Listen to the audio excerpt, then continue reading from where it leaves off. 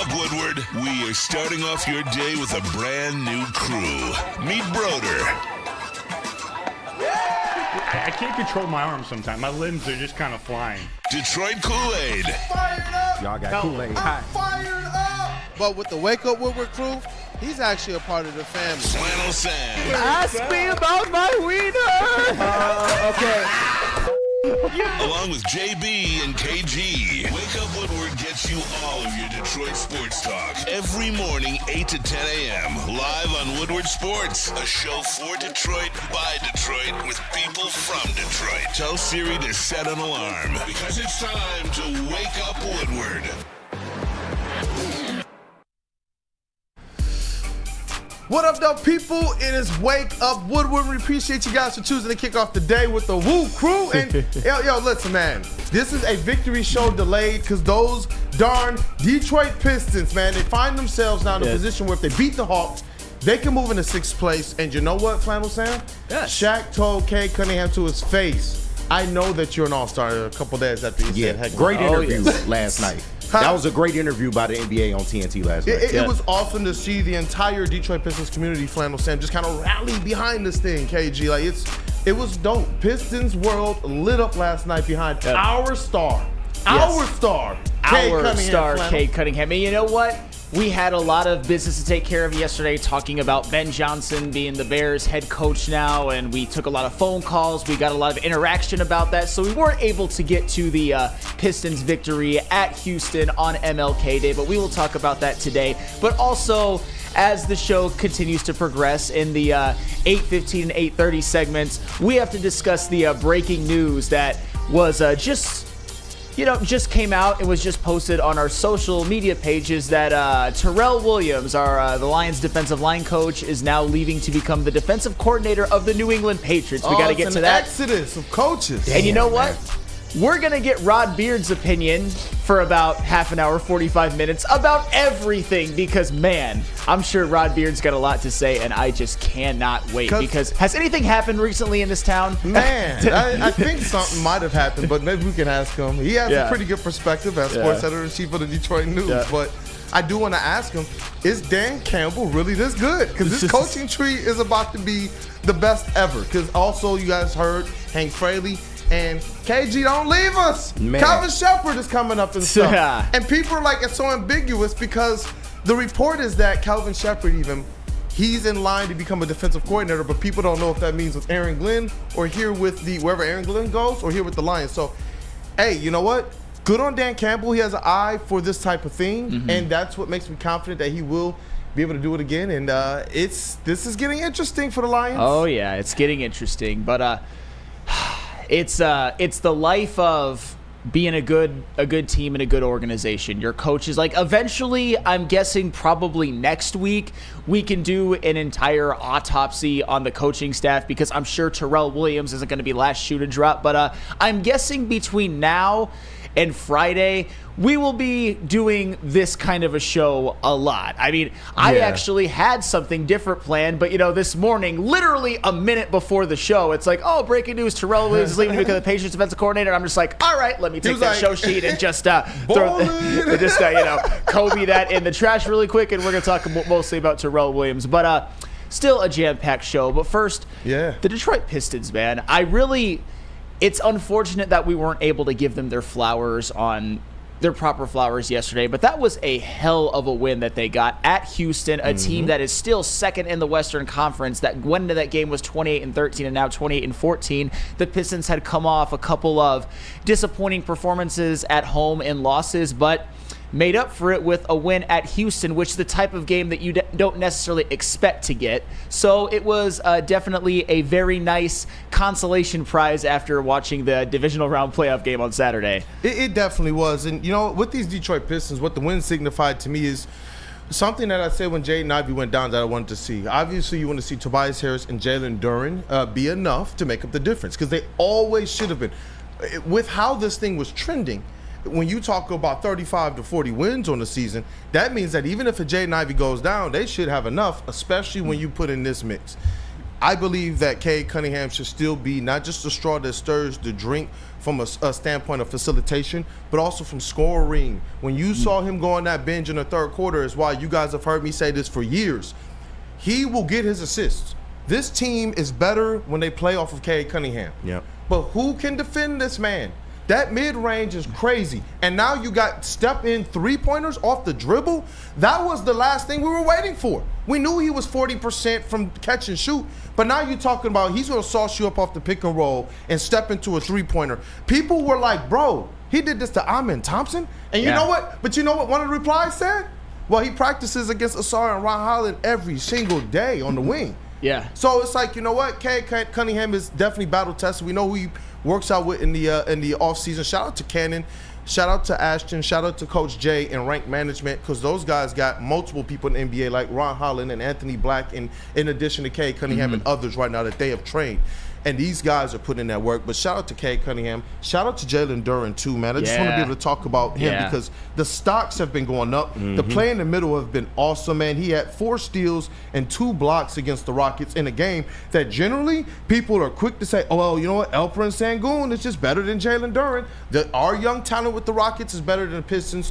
In this game, the Detroit Pistons showed so much character. Well, that was what was so impressive to me, because if you would have told me before that game that Jalen Duren would objectively, by every major, outplay Alperen Sengun, I would have said absolutely not. I'm not saying that the Pistons wouldn't win, but it's like Sengun is clearly the better player right now. But Jalen Duren, 16 points, 14 rebounds, 8 of 8, 6 stocks, played probably his best game of the season on both ends of the floor. That was a huge factor in why the Pistons were able to win that game and why they were able to hold the Rockets to only 96 points. And you mentioned it, Cade Cunningham.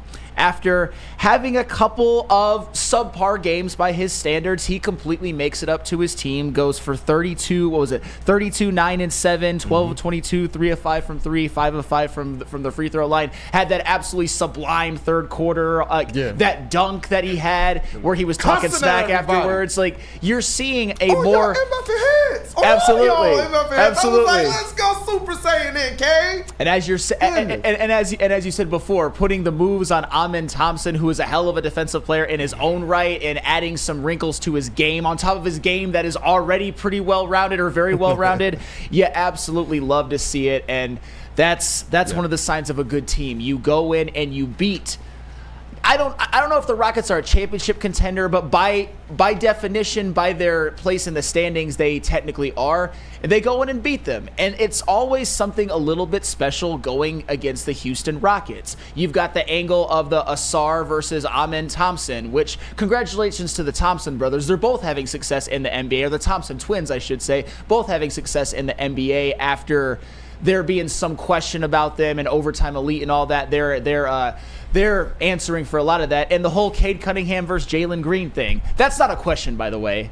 There's no human being alive who should say that Jalen Green's better than Cade Cunningham. And we've been saying this, all of us, I think, for a very long time. I know you have. I know JB has, and since KG's been here as well. And Kavasi Chase. Has there ever been a question about Jalen Green or Cade Cunningham? Okay. He's just instantly, no hesitation. No. He looked like Magic, just like, I ain't going to be here.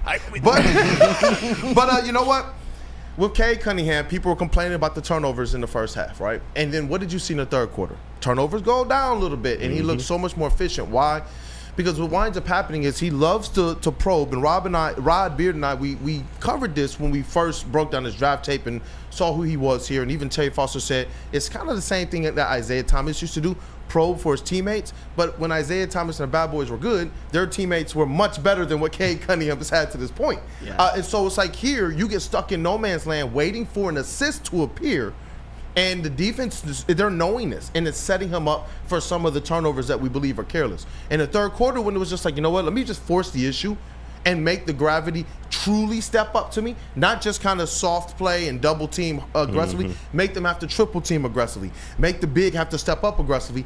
Then all of a sudden you start to see people wide open, and those turnovers go way, way down. And so I do believe that with some players, forcing the issue is maybe not something that you want, but with Cade Cunningham, how smart he is, how efficient he is, and how he can always find the right person, I believe that him forcing the issue is actually a good thing for the Detroit Pistons. No, I absolutely agree. And the only thing I would like to see him get better at is just splitting two defenders' paws. I saw you drinking your tea. I saw you drinking your tea. But those are where a lot of his turnovers come from. When the double and triple teams come, like you said, he's trying to draw out defenses. He's trying to be able to set up stuff for his teammates. But there are times where I would wish to see him dribble through that and get to the rim, because we all know when Cade gets to the rim and he puts that body on somebody, it's over. It's over. So no, he's been way more aggressive in terms of just strong arming, getting to the basket when he needs to. We all know he's got the touch from mid range, but no, the improvements Cade has made this year is absolutely amazing, and they are the reason why we're seeing this Pistons team perform even better. Although he has better shooting now. Yeah, and just I want to hear from the voice of reason as well, but just to back up your point on that dunk where he literally yelled at everybody, then stopped to look at all of them to make sure all of y'all know you and you. What did he do? He split the defense. Yeah, I want to see more of that. He split the defense with that weird reverse, spin, dog. I'm like, guys. What up, JB Smooth? Oh no, I was just gonna add that, man, seeing Cade out there, this is nice. This is nice to have now, especially given all the news that has been going on earlier this week as well too. This is nice to see, and it's nice that Shaq is even acknowledging this man as like, you are an all-star. Let me tell you, face to face, straight up, you are that. So hopefully we will see Cade in this all-star game coming up. But hey, just continue to do you, be who you are out there on the floor, facilitate, and everything should fall right into place. So Cade, just keep doing you, man. The best thing is, and I know Shaq gave Cade Cunningham his flowers to his face during that interview, and I've said this before, is that at this point with Cade Cunningham, I'm not even worried about him making the all-star game. It's a formality at this point. What we should be talking about is potentially all-NBA, and potentially even, and this is maybe a little bit of a bridge too far, but what if the Detroit Pistons, considering the talent around him, which is better than it has been, but still not as much as other players have, with the fact that Jaden Ivey's out, what if the Pistons actually do get the 5 or the 6 seed in the East? Where would Cade Cunningham rank in terms of MVP conversations? He should be in it. Like 5th, 6th, 7th, something like that. Of course, he wouldn't win the award just based on who he is right now, but absolutely he should be in the conversation. Right, I mean, SGA is probably going to win it at this point, and he's going to deserve to win it, as long as it keeps up the way that it is. But Cade's going to be in that conversation, at least like top 5 to 7 or 8 or something like that. He deserves to be. Yeah. He has found himself so far over the last month, I guess, top 7, top 8, when you're looking at clutch points and you listen to people like Mark J. Spears, who is very, very well respected in this basketball community, say, should we be talking about this kid in the MVP conversation? That's huge, man, especially when it's coming from a voice like that. And then you start to hear from other players. Kevin Durant and DeMar DeRozan and others have been telling us this for a while. LeBron James has been telling us this for a while. LeBron James. Like, trust me, one of the most unique things about covering the Pistons is that you're not just covering the Pistons. You have access to both press conferences, and you get to hear exactly what each coach and each player feels about a Cade Cunningham. And I'm telling you guys, when it didn't look as bright from the outside, on the inside, every single coach that I was able to talk to or hear from, and the players that were stepped to the podium were all saying, that dude right there, y'all have one. Being able to go and talk to scouts in that building, shout out to my guy Fred. You met Fred as well. You guys went there and met him. It's like, these guys are like, oh, okay, like, it's no question. We talk about some of the other young players, and there's questions to answer. But with Cade Cunningham, they're all like, we know that he's next up. Yeah. So to see him stepping into that right now, and to the point that realistically the conversation is instantly comparing him to Grant Hill and Isaiah Thomas, that's awesome. And you know why? Because the wins are there. There was another conversation on an NBA podcast, I forget which one, and they were discussing, I think it was with Shams and Lou Will. Okay. And they were discussing the fact that even though LaMelo Ball is putting up those stats, it's a reversal now. He's not winning. But what Cade Cunningham is doing with the stats, it's winning, and they do believe that that's why he should get so much more love this year than anything LaMelo Ball should get. I was going to say, like, LaMelo Ball is having a heck of a year individually, has had a really nice career in his own right, but I would take Cade Cunningham 100 times out of 100 over LaMelo Ball. It's just, I think Cade Cunningham has a much higher basketball IQ. I think he's a much more well-rounded player. I think he's a much more efficient player. Less volatile.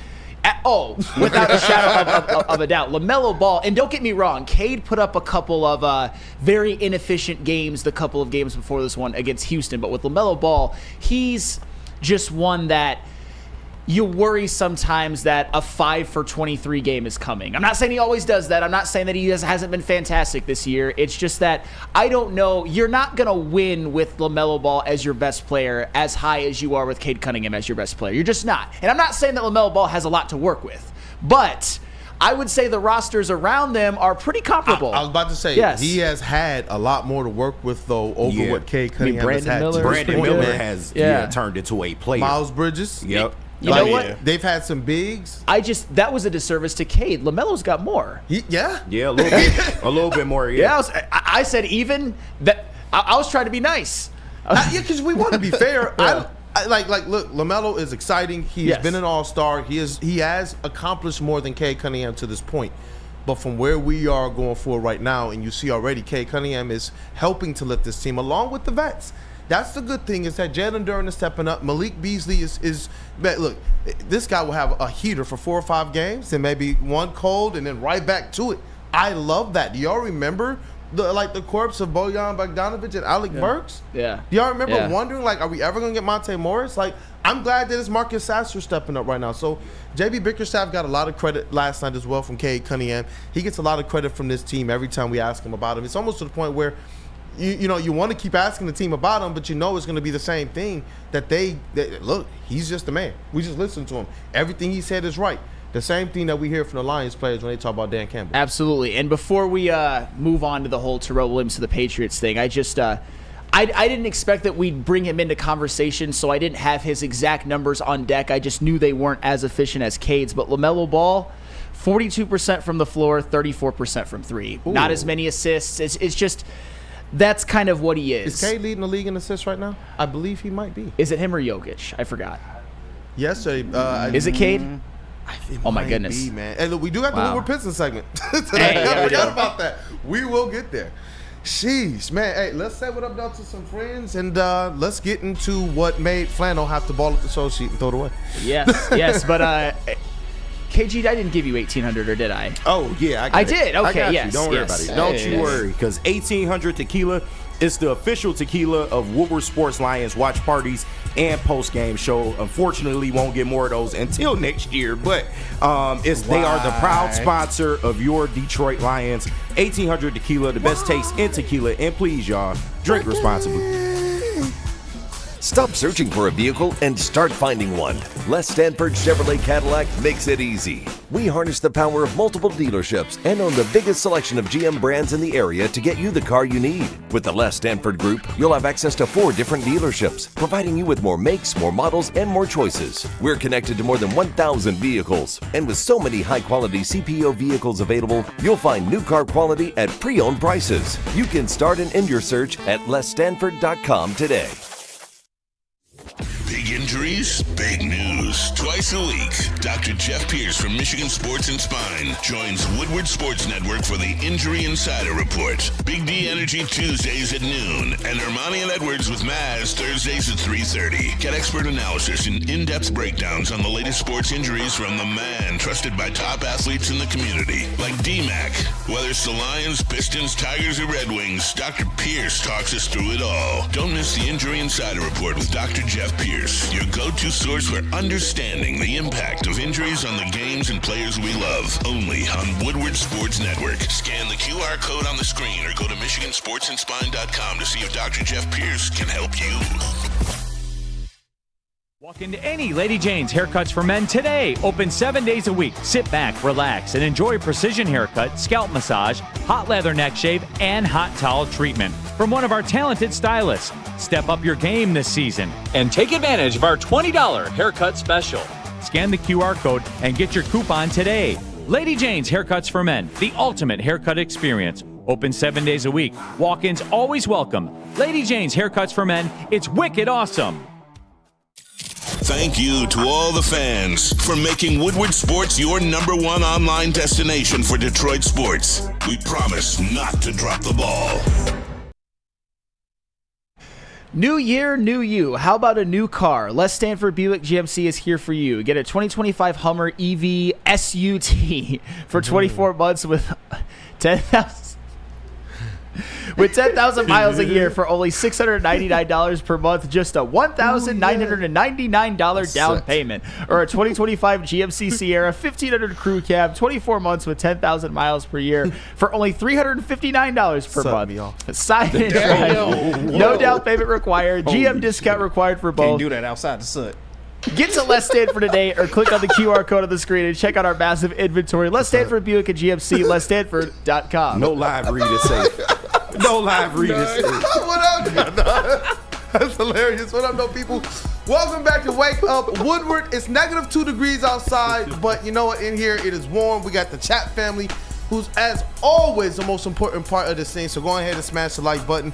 It's your boy Brandon, aka Detroit Kool-Aid, your credential Pistons reporter for the network, Flannel Sam, Red Wings correspondent, all sports lover. We got the elite booth, Detroit's #1 draft pick, KG in the sound booth. We got JB Smooth, Woodward Sports MVP in the TD booth, Cavassier Chase, Chase GPT, Spicy Chase, just whatever, one of the above, man. Shout out to our brother Matthew Broder and that dude Justin. And you know what, man? There's been a lot of noise, a little bit of percolation as it relates to the Detroit Lions coaches, and honestly, a lot more than I even thought. Like even Brunell now is somebody who's a candidate to potentially leave to join Aaron Glenn or Ben Johnson or so. Just like we're hearing with some of these other coaches. Hank Fraley has come up in conversation. Now Calvin Shepard has come up in rumors. And the news of the day is Terrell Williams. I was gonna say, I know KG sent the St. Brown clip. Yeah, St. Brown podcast talking about Ben Johnson leaving. You might have played just to set Absolutely. the mood. Let's play that, man. Okay. How do you feel about that?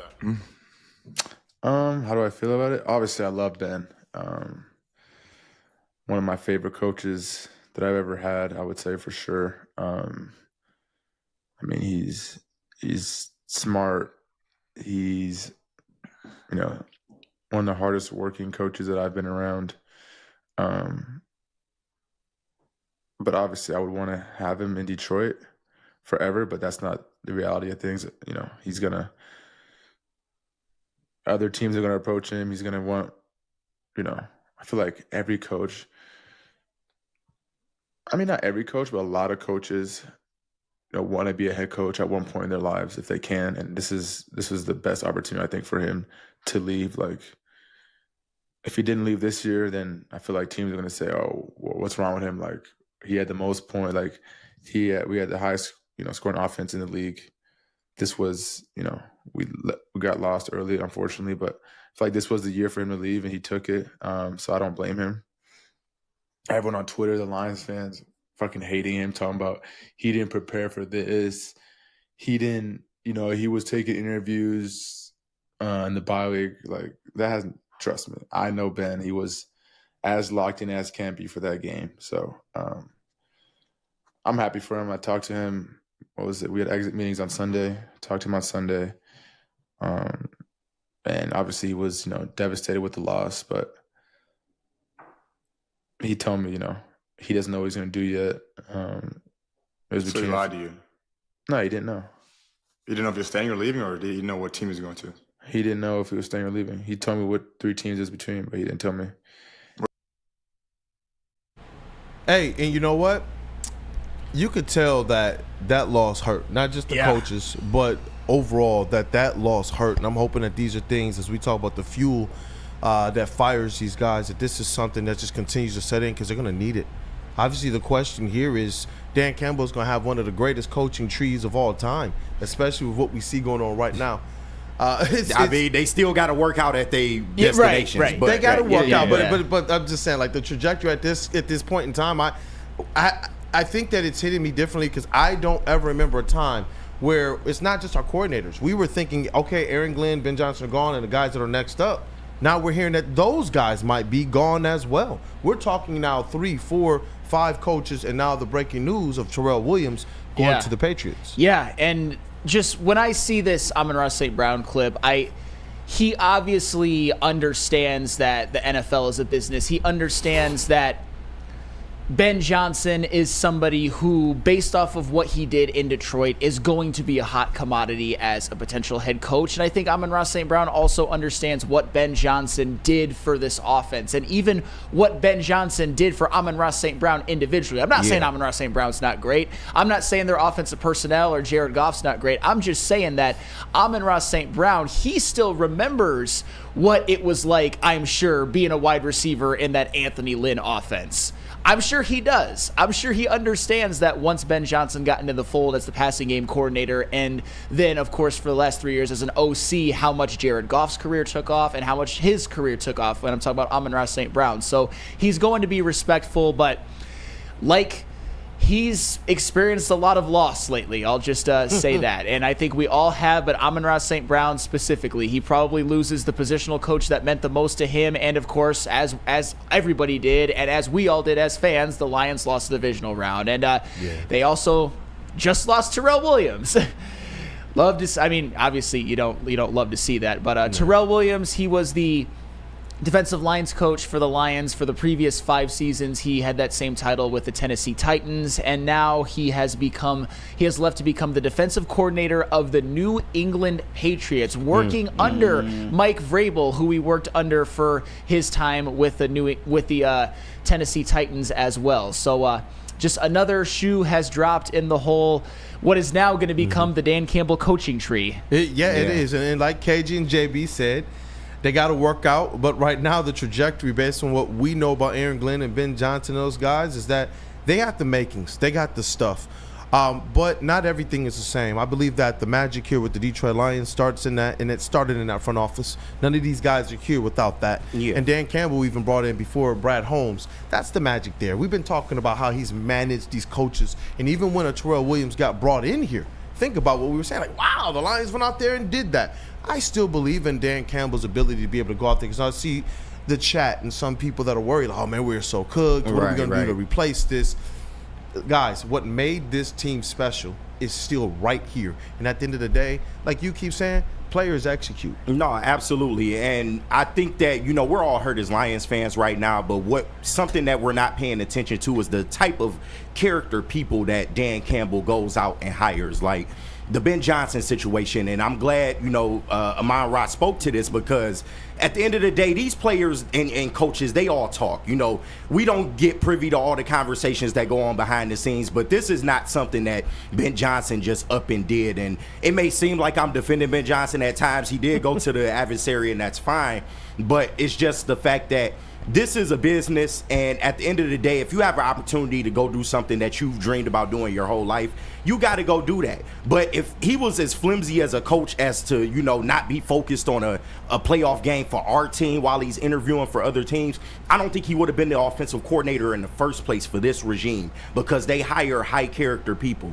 And it just sucks, man. When you're good like this, you're going to get poached. It's just life in the NFL. We talked about it yesterday. And Terrell Williams does hurt, because he is somebody that maybe I consider to be the next DC up once Aaron Glenn eventually gets a job. But this is just what we have to deal with as fans. It's not exclusive to the Lions, and hopefully that they can navigate. I'm confident in the people up top, and just hopefully they can navigate through this, because it's going to be a big test trying to make it work like it did this year, losing all of this in your coaching. I don't believe all of what St. Brown said, but I'm not going to get into that. A man is a man. He said his word. He said what he said. David Montgomery's response to me, it speaks just as much volumes. And so I'm not even going to get back into that.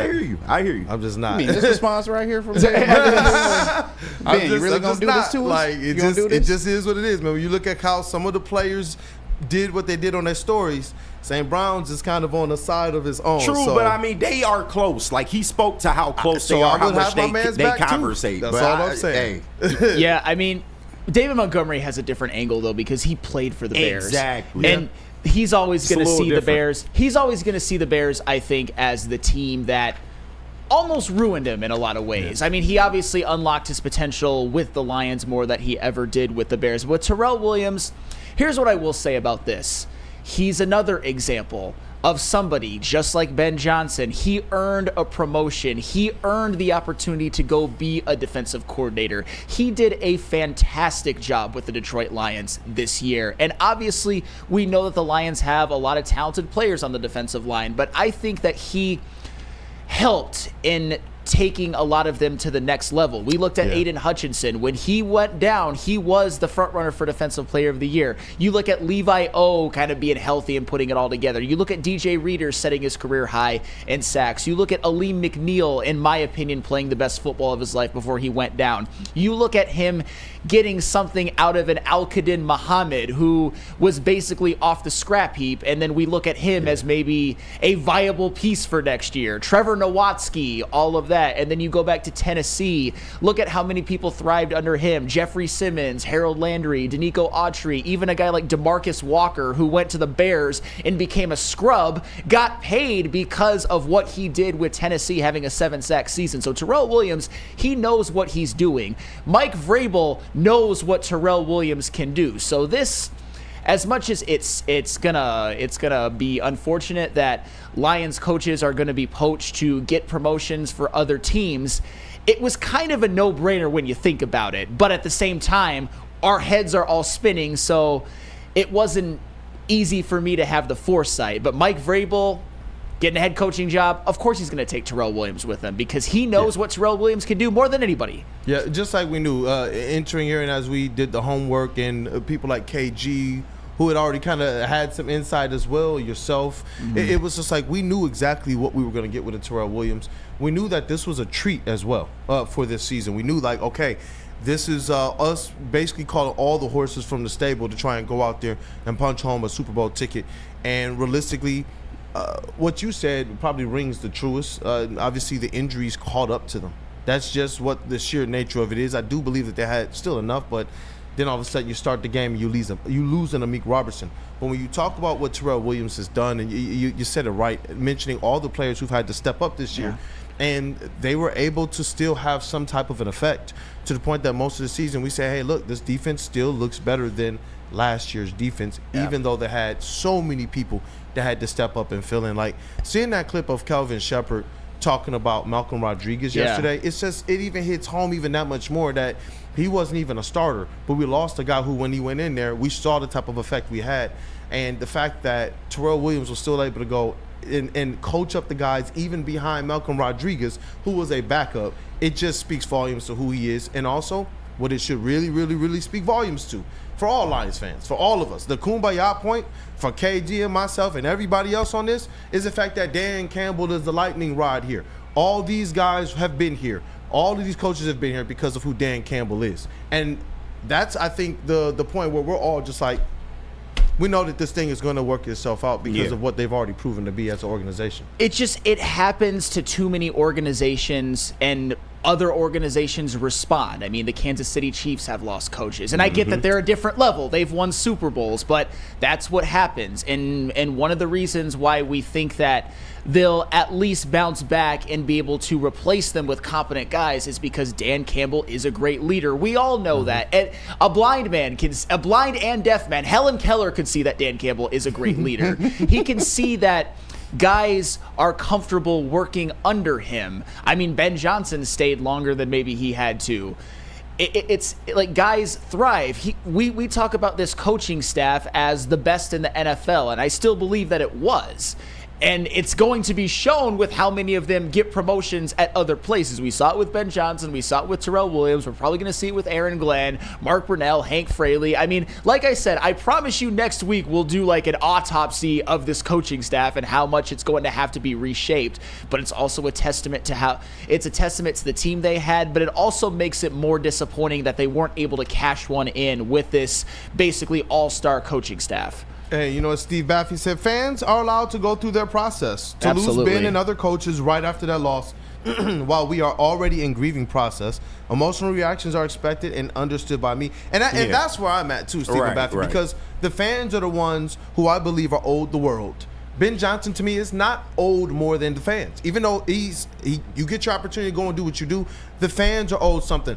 They signed up for Super Bowl expectations. That's what they did. They were sold a certain bill, including higher season tickets, the highest playoff games, jerseys, including my man Flannel Sam. People are cashing out. Yeah. Fans are traveling. Fans are all over the world supporting this team. So it's like, for that purpose, you do want to see if this, is your last hurrah to try and get this organization a Super Bowl. You just want to see everybody, and maybe everybody did, go as all in as the fans did. True, but maybe Ben Johnson just wasn't the guy. And along this Lions journey, we might look back at this and realize, okay, Ben Johnson was good to a certain point, but maybe we needed somebody else to get over the hump. To me, this is the first real adversity this team is actually facing during the Dan Campbell-Holmes era. So I'm interested to see how they come out of this as well, because like I said, it won't be easy to get back to where they got to this year, considering all the turnover. Yeah, that's true. That's true, and it's gonna be interesting because ultimately the dogs are still here. Yeah. The horses are still here. Yeah. When you talk about Jared Goff, I'm still very bullish on him. Yeah. When you talk about the two-headed monster in the backfield, and then we know what the defense is. Aiden Hutchinson. Yeah. Well, I mean.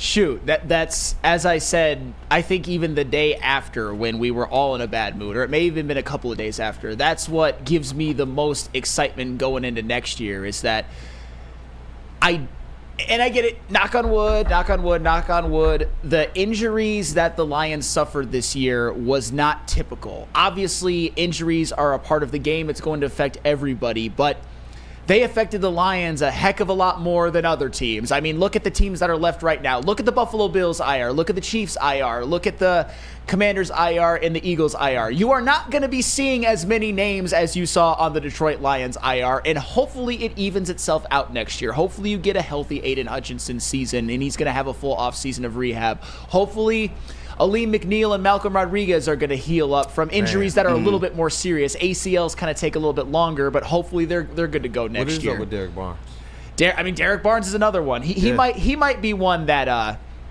can go. Yeah. I hate to say it. I hate to say it. That's already an answer. I mean, isn't his contract up? Yeah. He's drafted in 2021. It is yeah. And this might be like, Aiden Hutchinson's going to have to get paid, and this might be still one of those years where I think Brown's going to show out in the draft, especially when you get the opportunity to go defense. We can't keep everybody, unfortunately. Yeah. Even somebody like a Carlton Davis who came in here and contributed, he might not get re-signed because that's the unfortunate thing about this. You can't keep everybody. That will be a whole topic for probably next week. Yeah, absolutely. If this was Pistons or Wings or even Tigers, we've been through this. We've seen certain successes. Even if it didn't necessarily end in championships with the Lions, we've never seen this. And where do we start the season?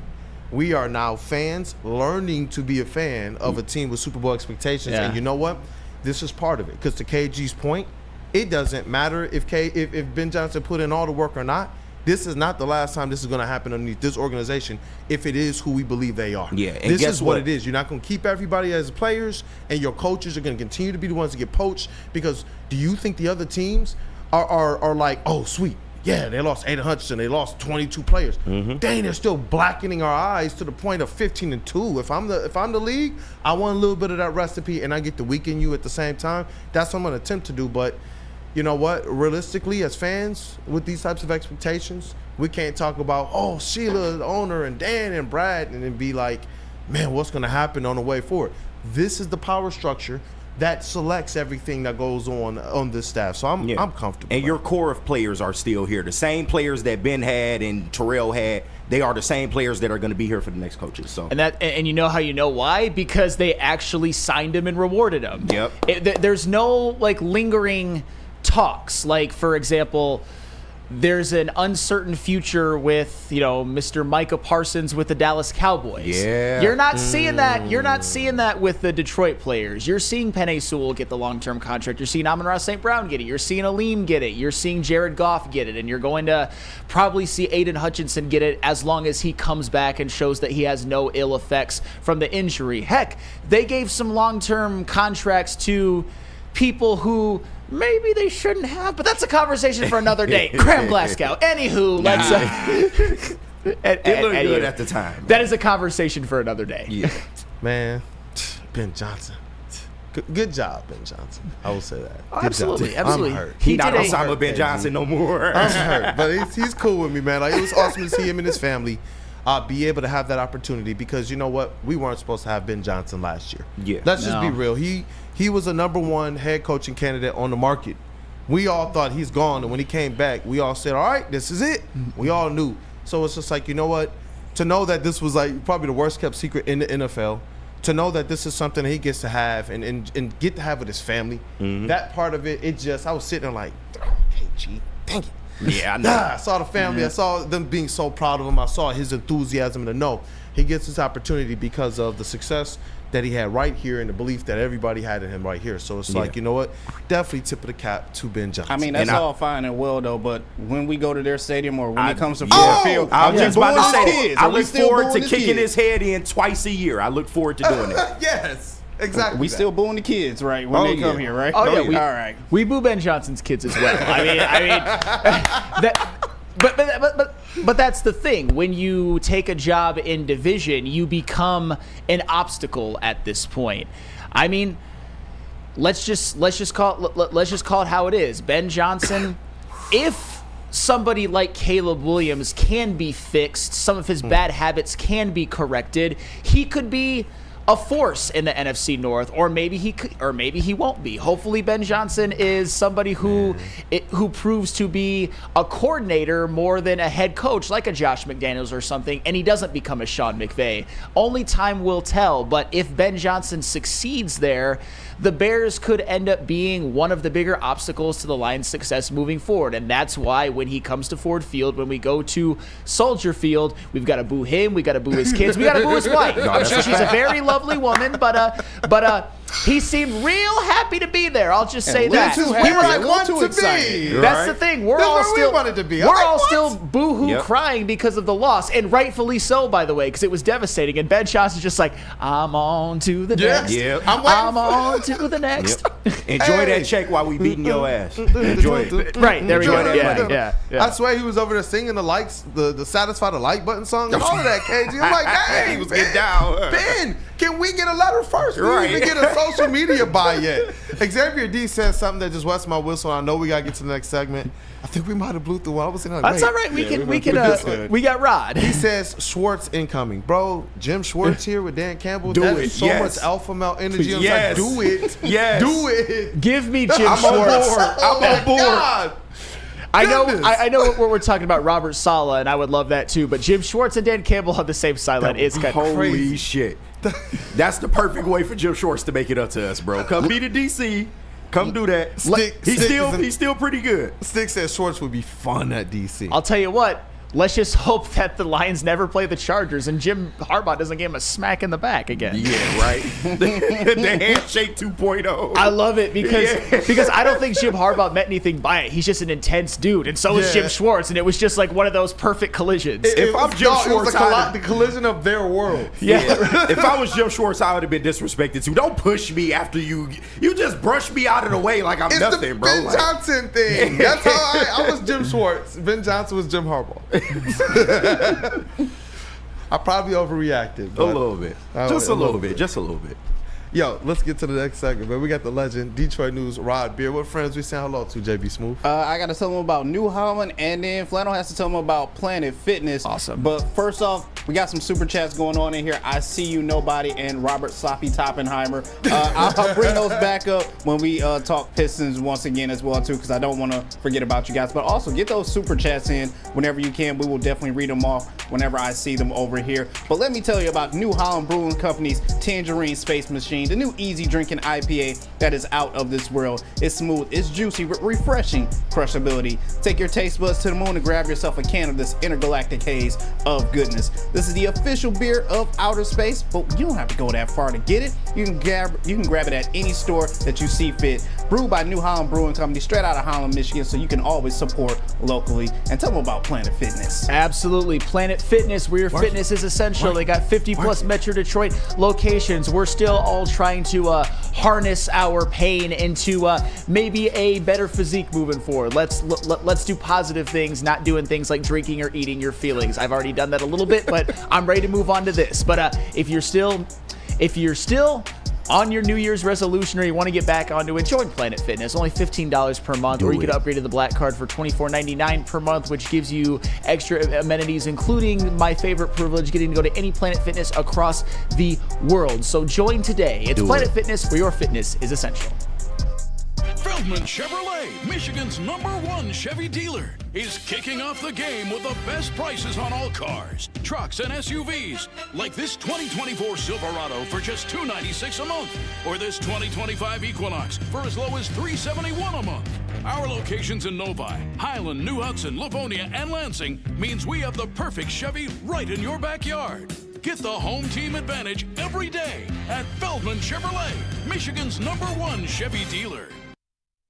No one gives away more cash and prizes than Woodward Sports. You don't believe us? Here's our latest $10,000 winner.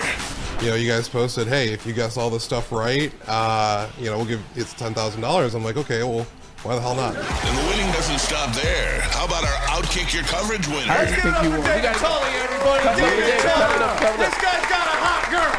Bigger prizes, bigger giveaways, cash, merch, tickets, and more. All from the biggest sports network in Detroit.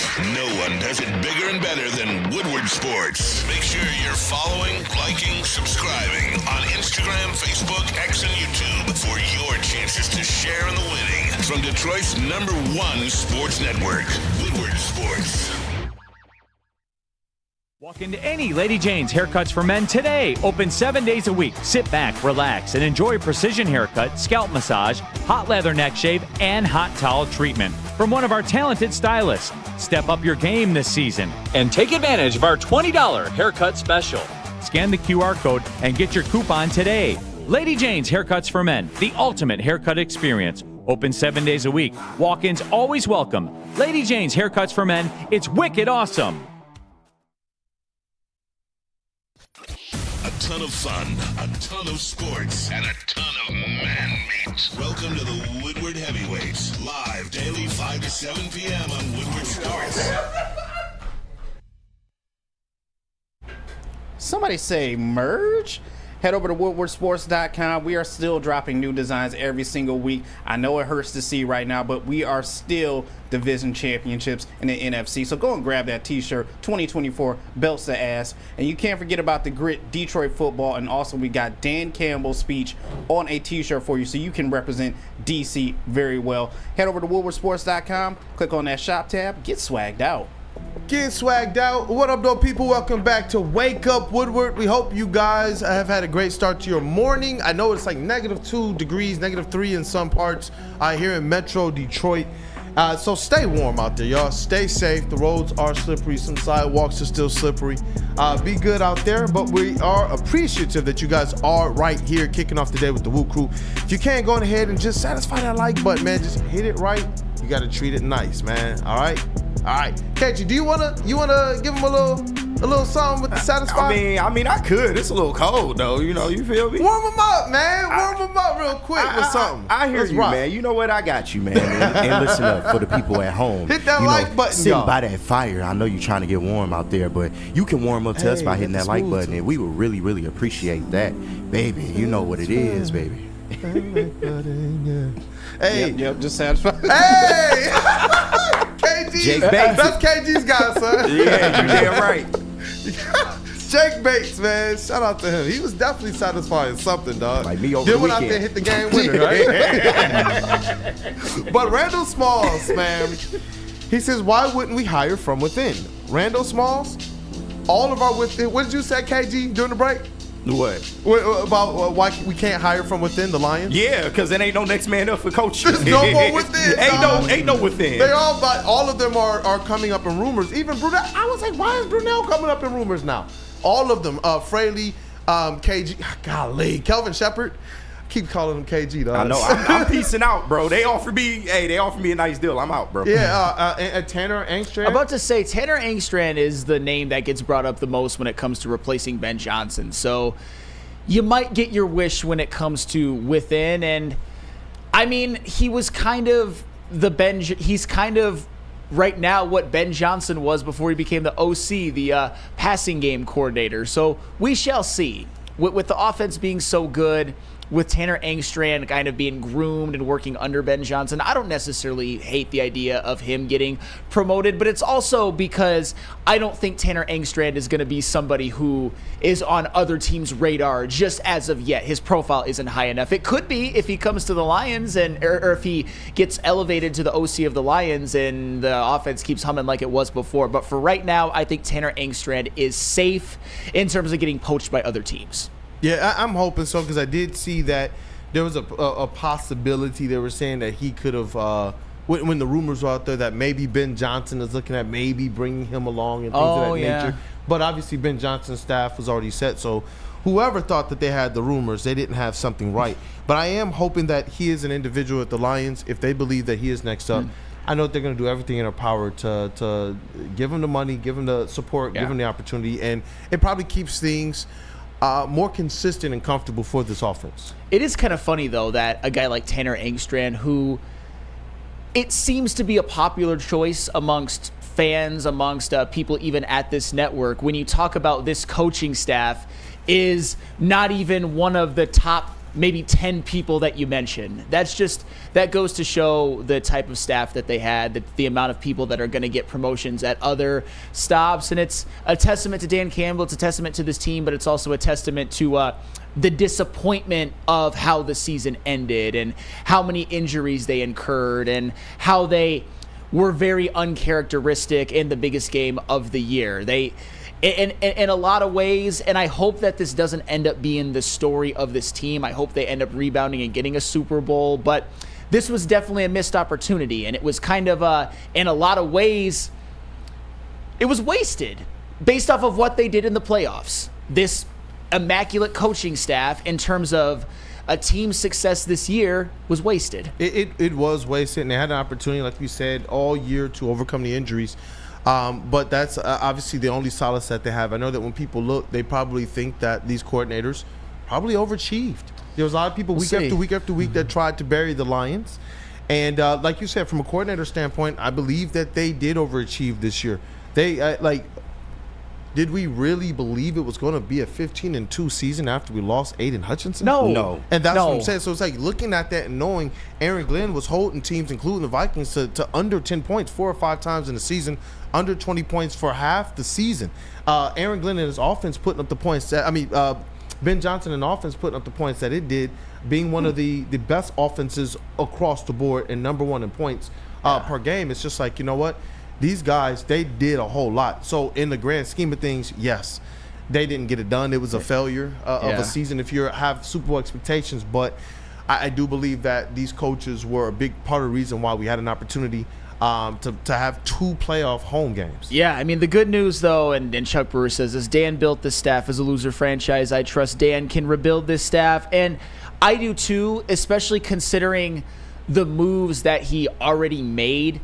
Like, putting a professional bullet in his friend Anthony Lynn, and the first season when it wasn't working, doing the same thing with Aubrey Pleasant, doing the same thing with John Scott Jr., and replacing them all with better people who are getting, they replaced John Scott Jr. with Terrell Williams, and Terrell Williams got promoted from a defensive line coach to a defensive coordinator. So hopefully Dan Campbell can do it again. He seems to have a good eye for what he wants, a good eye for coaching acumen, and I think he is going to look for guys, just like when it comes to the players that Brad Holmes looks for, that just eat, sleep, and breathe football and are sharp and they know what they're doing. Yeah, definitely. I'm seeing some love for some of the other people. When we talk about from within, I'm seeing some Scotty Montgomery love. Shot 2-6. He said Scotty Montgomery would have ran the ball with Gibbs on 3rd and 1. I mean, Scotty Montgomery's another. He's might be one we that. Still hurt, bro. You're right. We all are. I don't hear Scotty Montgomery coming up as much as he did before. Anything. I was gonna say, so maybe he's somebody who stays. Definitely, I haven't heard him in anything. I haven't even heard him in Lions rumors, like as a potential promotion. It's a very long. It's a long off season, so you never know. But if you can keep Tanner Engstrand, if you can keep Scotty Montgomery, we obviously don't know what they would be in bigger roles, but that would leave me a little bit encouraged. You don't want your whole bleeping staff gutted. Yep. Maybe we can try and get Rod on the phone. He said we'll read this super chat. Maybe take a quick break and maybe pull them up over here. Yeah. But Dante151, 1999 super chat. Man, shout out to you, Dante151. I promise you, our super chat system is named after you, man. Believe that. He's like a Hall of Famer with this thing. But I said it yesterday, and I will say it again today. I can see Dan Campbell say F it and give one Mr. John Gruden a call and ask him if he wants to become OC of the Lions. John Gruden. Revenge, redemption.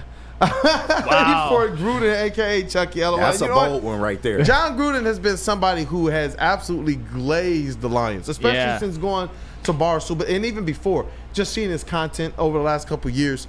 He's been a big fan of Dan Campbell. He's been a huge fan of Jahmyr Gibbs, a huge fan of how this offense operates. And it's like, when we get the opportunity like right now to just kind of just throw stuff out there and have some slight fun with it. I'm not. That's what I'm saying. Like, yo, give me Jim Schwartz, give me Saleh, give me John Gruden. Just give me somebody. Give me all these alpha males just on the sideline. Y'all know how Gruden loves quarterbacks too. So I mean, Jared Goff, John Gruden. Let's go, Dante 151. I was going to say, though, that imagine a sideline with Dan Campbell, John Gruden, and Jim Schwartz.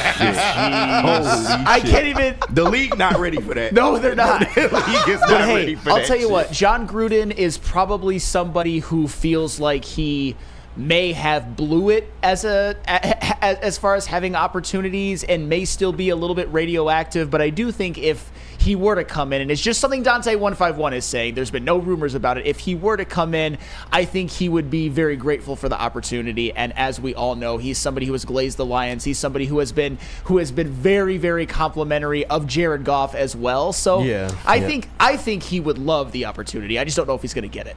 It's gonna be interesting. Let's take a quick one and get back. We'll get the legend on here soon to ask him a few Lions questions, pressing Lions questions, and then get into also these Pistons. And I see Easy. He says Scotty Montgomery is, shout out to Speakeasy, man, the heavyweight, Spinny, Platty, Nick Koloff.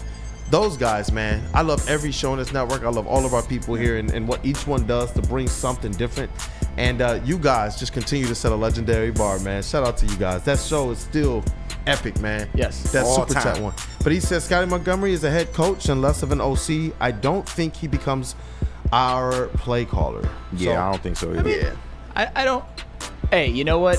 Easy's a very smart mind when it comes to football, and if he sees something in Scotty Montgomery that leads him to believe that, I will definitely look into that. I haven't thought of Scotty Montgomery and head coach just yet because he's like still too low on the totem pole for me. But hey, maybe this could be one of those takes that ages very well. All right, dope. Yep. Hey, you know what? We're gonna get the legend Rod Beard here on the call. What friends we gotta say hello to? Lady Jane's. Hey.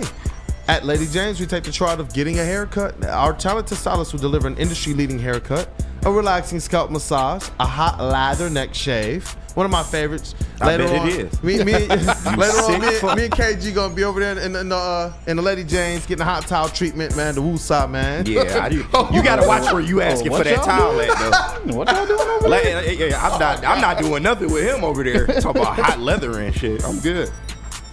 It's over 7 You want the towel where? I should have better phrased that. No. Walk in anytime. Lady Jane's haircuts for me. It's wicked awesome. My dog, wow. How do people feel about getting a Planet Fitness membership for $15 a month? How do they like working out in a clean and spacious gym that's filled with equipment for every workout? And how about free fitness training in the judgment-free zone that leaves them feeling energized all day long? Join Planet Fitness today with the free PF app, online or in club, and start getting that big fitness energy for $15 a month. Big injuries, big news. Twice a week, Dr. Jeff Pierce from Michigan Sports and Spine joins Woodward Sports Network for the Injury Insider Report. Big D Energy Tuesdays at noon, and Ermanni and Edwards with Maz Thursdays at 3:30. Get expert analysis and in-depth breakdowns on the latest sports injuries from the man trusted by top athletes in the community, like D-Mac. Whether it's the Lions, Pistons, Tigers, or Red Wings, Dr. Pierce talks us through it all. Don't miss the Injury Insider Report with Dr. Jeff Pierce. your go-to source for understanding the impact of injuries on the games and players we love. Only on Woodward Sports Network. Scan the QR code on the screen or go to MichiganSportsandSpine.com to see if Dr. Jeff Pierce can help you. Stop searching for a vehicle and start finding one. Les Stanford Chevrolet Cadillac makes it easy. We harness the power of multiple dealerships and own the biggest selection of GM brands in the area to get you the car you need. With the Les Stanford Group, you'll have access to 4 different dealerships, providing you with more makes, more models, and more choices. We're connected to more than 1,000 vehicles. And with so many high-quality CPO vehicles available, you'll find new car quality at pre-owned prices. You can start and end your search at lesstanford.com today. Is that an octopus in your pants, or are you just happy to see me? See what I did there? Go Red Wings! From Octopi Experts, Woodward Sports.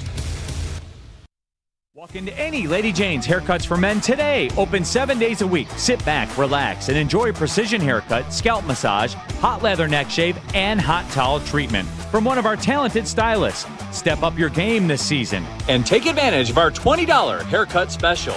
Scan the QR code and get your coupon today. Lady Jane's Haircuts for Men, the ultimate haircut experience. Open 7 days a week. Walk-ins always welcome. Lady Jane's Haircuts for Men. It's wicked awesome.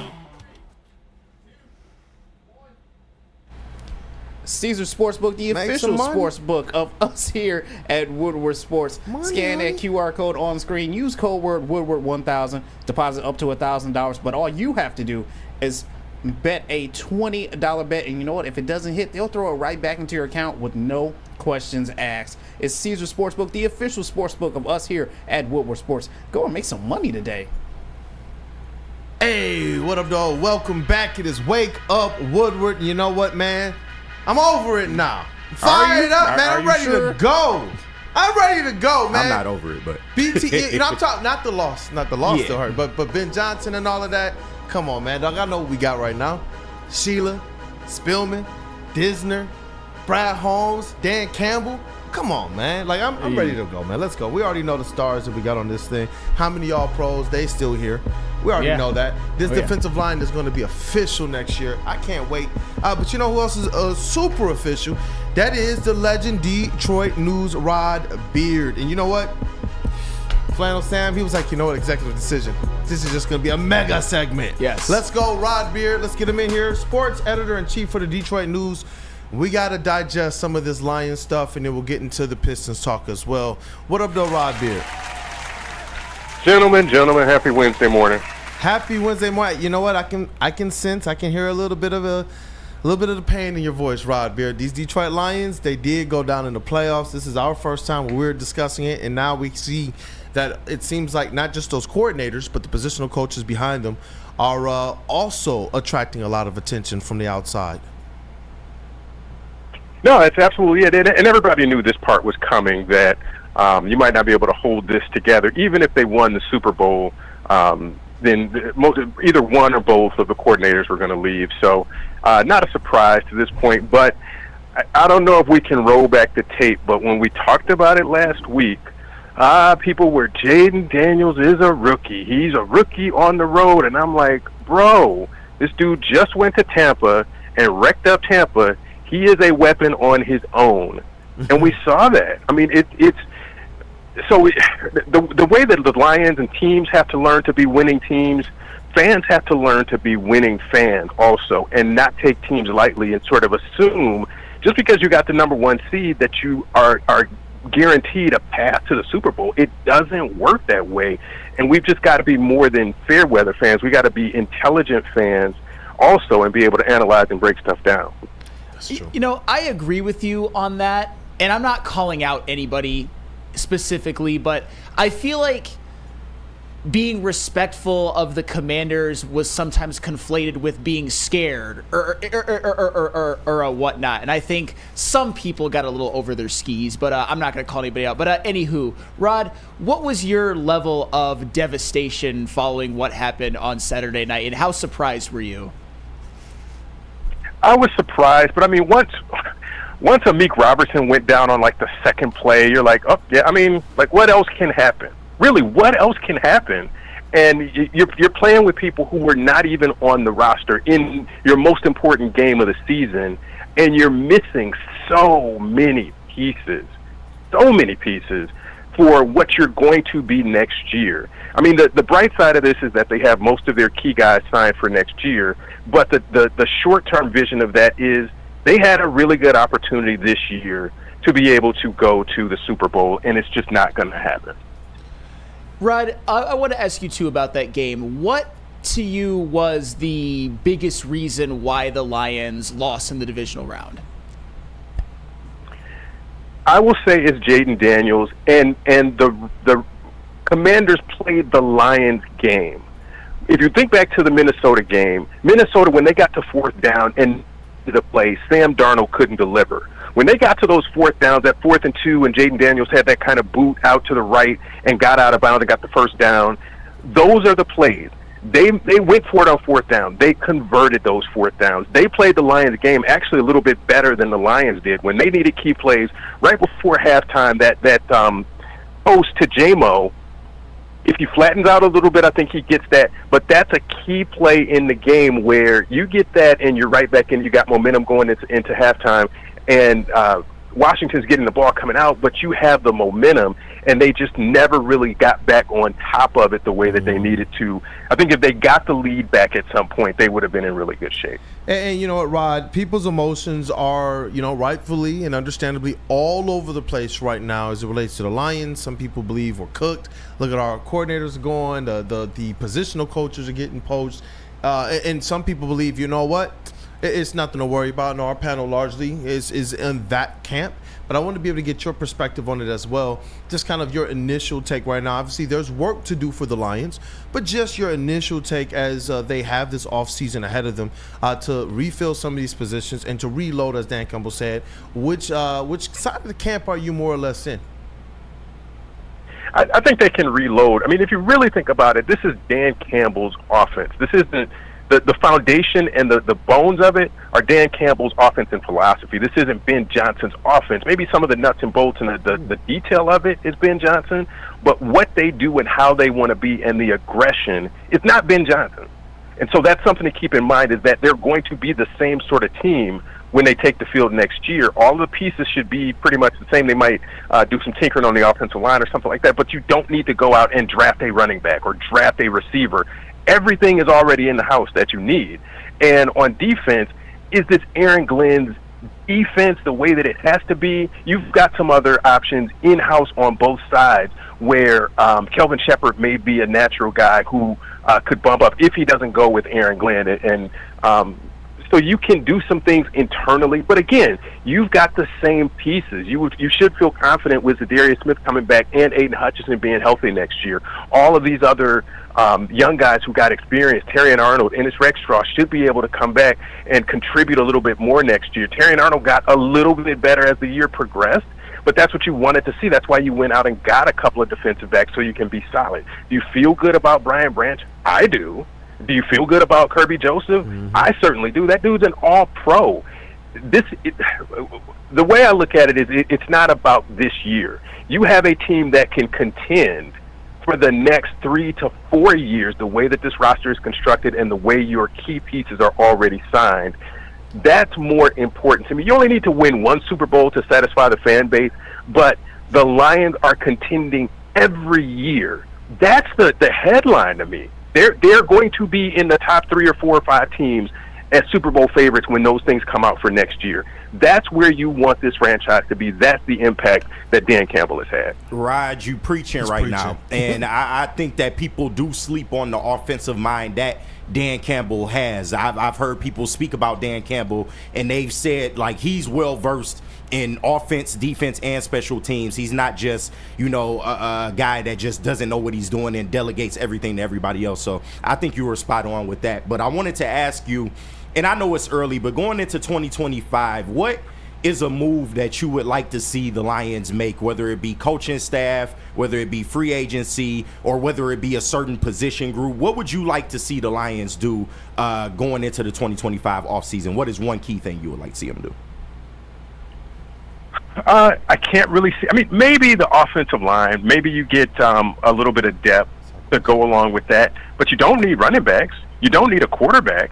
You don't need if you want to say defensive line, you can build a little bit more depth there, but I like Zadarius. I think things are going to open up significantly when you have both Zadarius Smith and Aiden Hutchinson there, because you're going to have to double team one, and that's going to open up. The teams could double team Zadarius now in the playoffs and just sort of, you didn't hear a lot from him because he got schemed out of things.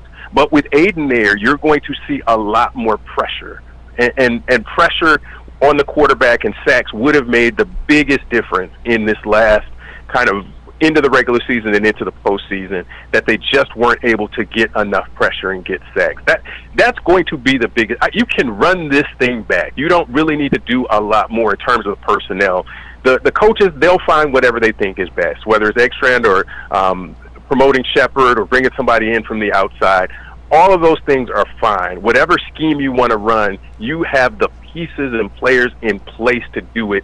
That's the easy part for me. Hey, you know what? I see you in the chat. Lala5 says, I like this Rod guy. That is the legendary Rod Beard of the Detroit News. Has covered sports in this state for a very, very long time, both collegiately and pro, and right now is sports editor-in-chief at the Detroit News with just a great cast of people there, including Cody Davis, a person that you guys have seen on this this channel as well a couple times. So just so you guys do know that it's Detroit News, as I call him, Rod Beard. He is an absolute legend as well, and helped to spur some careers in this industry. So shout out to Rod. And you know what, man? That's something that we see now with Dan Campbell.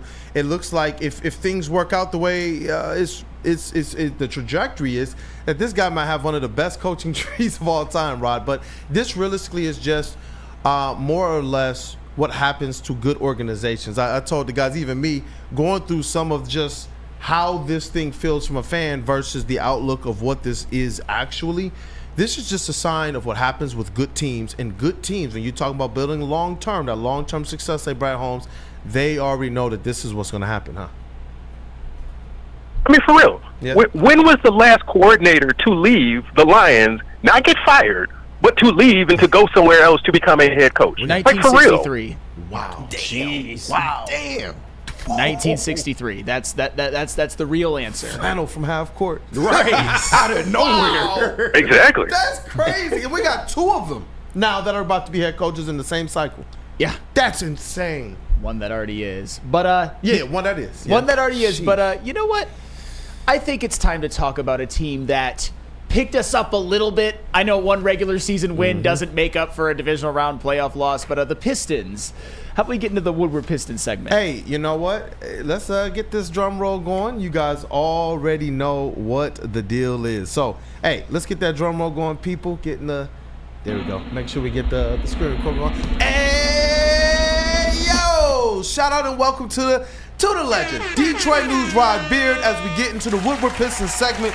Rod, we're talking about a team right now that if they defeat the Atlanta Hawks, who they have a game against today, then they actually have an opportunity to move into the 6th seed. And the last time they had this opportunity, they did lay a little bit of an egg, but what this team has done all season is respond. They have bounced back. They haven't let a loss or two bury them. We saw them start 0-4, and since that stretch, this team is handsomely over 500.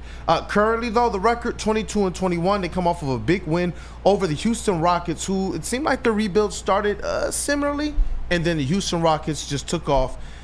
They were second in the West, and the Pistons went on the road and, in my opinion, just handled business. They held them to under 100 points. And so, you know, Rod, just want to be able to get Rod's thoughts, because obviously tonight's game against the Hawks is at 7:30, and Trae Young, I believe this is another one of those narrative games. You get to move up in the standings. You got Cade Cunningham versus Trae Young. When you're talking about all-star considerations and such, there's a lot to like about this Detroit Pistons team, even with Jaden Ivey out. Get well soon, brother. Talk to me, Rod Beard. Rod's thoughts. I think it's more into Cade is an all-star, and now I'm going to start with the all-NBA, and we've talked about it. Cade being an all-star should be a foregone conclusion. The fan voting has ended. He was 7th in fan voting. He's going to get selected as a reserve. I don't even care about fan voting. We know how I feel about votes and blah, blah, blah, blah, blah.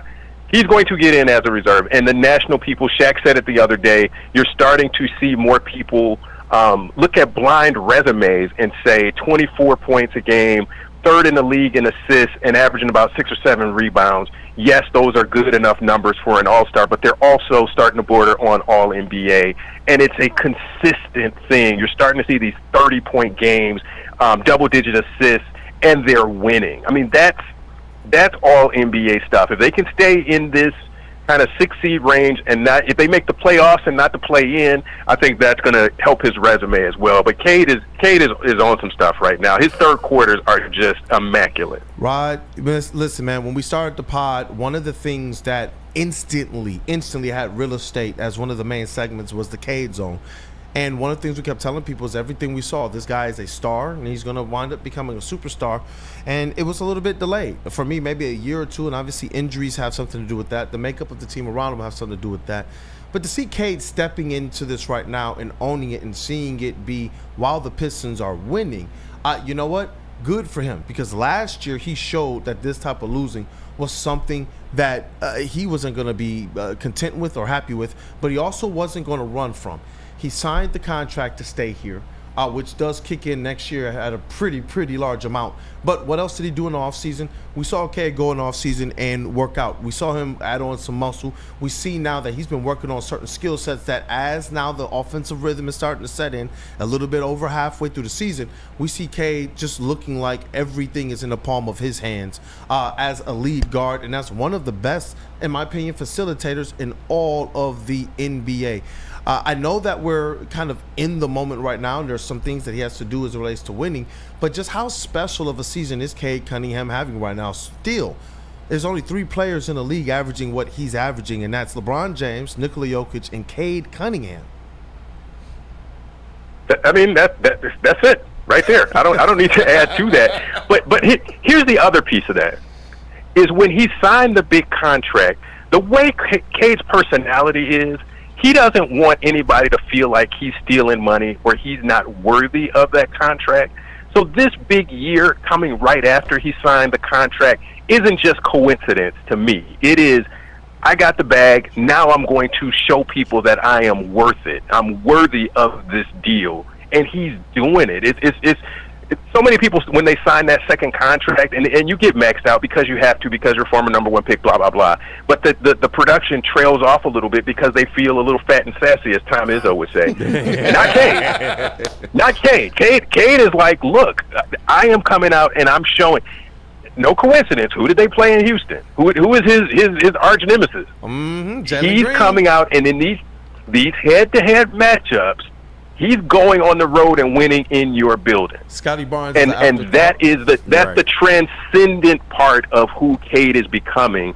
Is, again, I always harp on this: win the games that people don't think you're supposed to win. If you look at Houston and the way they have been playing on paper, are the Pistons going into Houston and winning that game? No, they did it against the Knicks.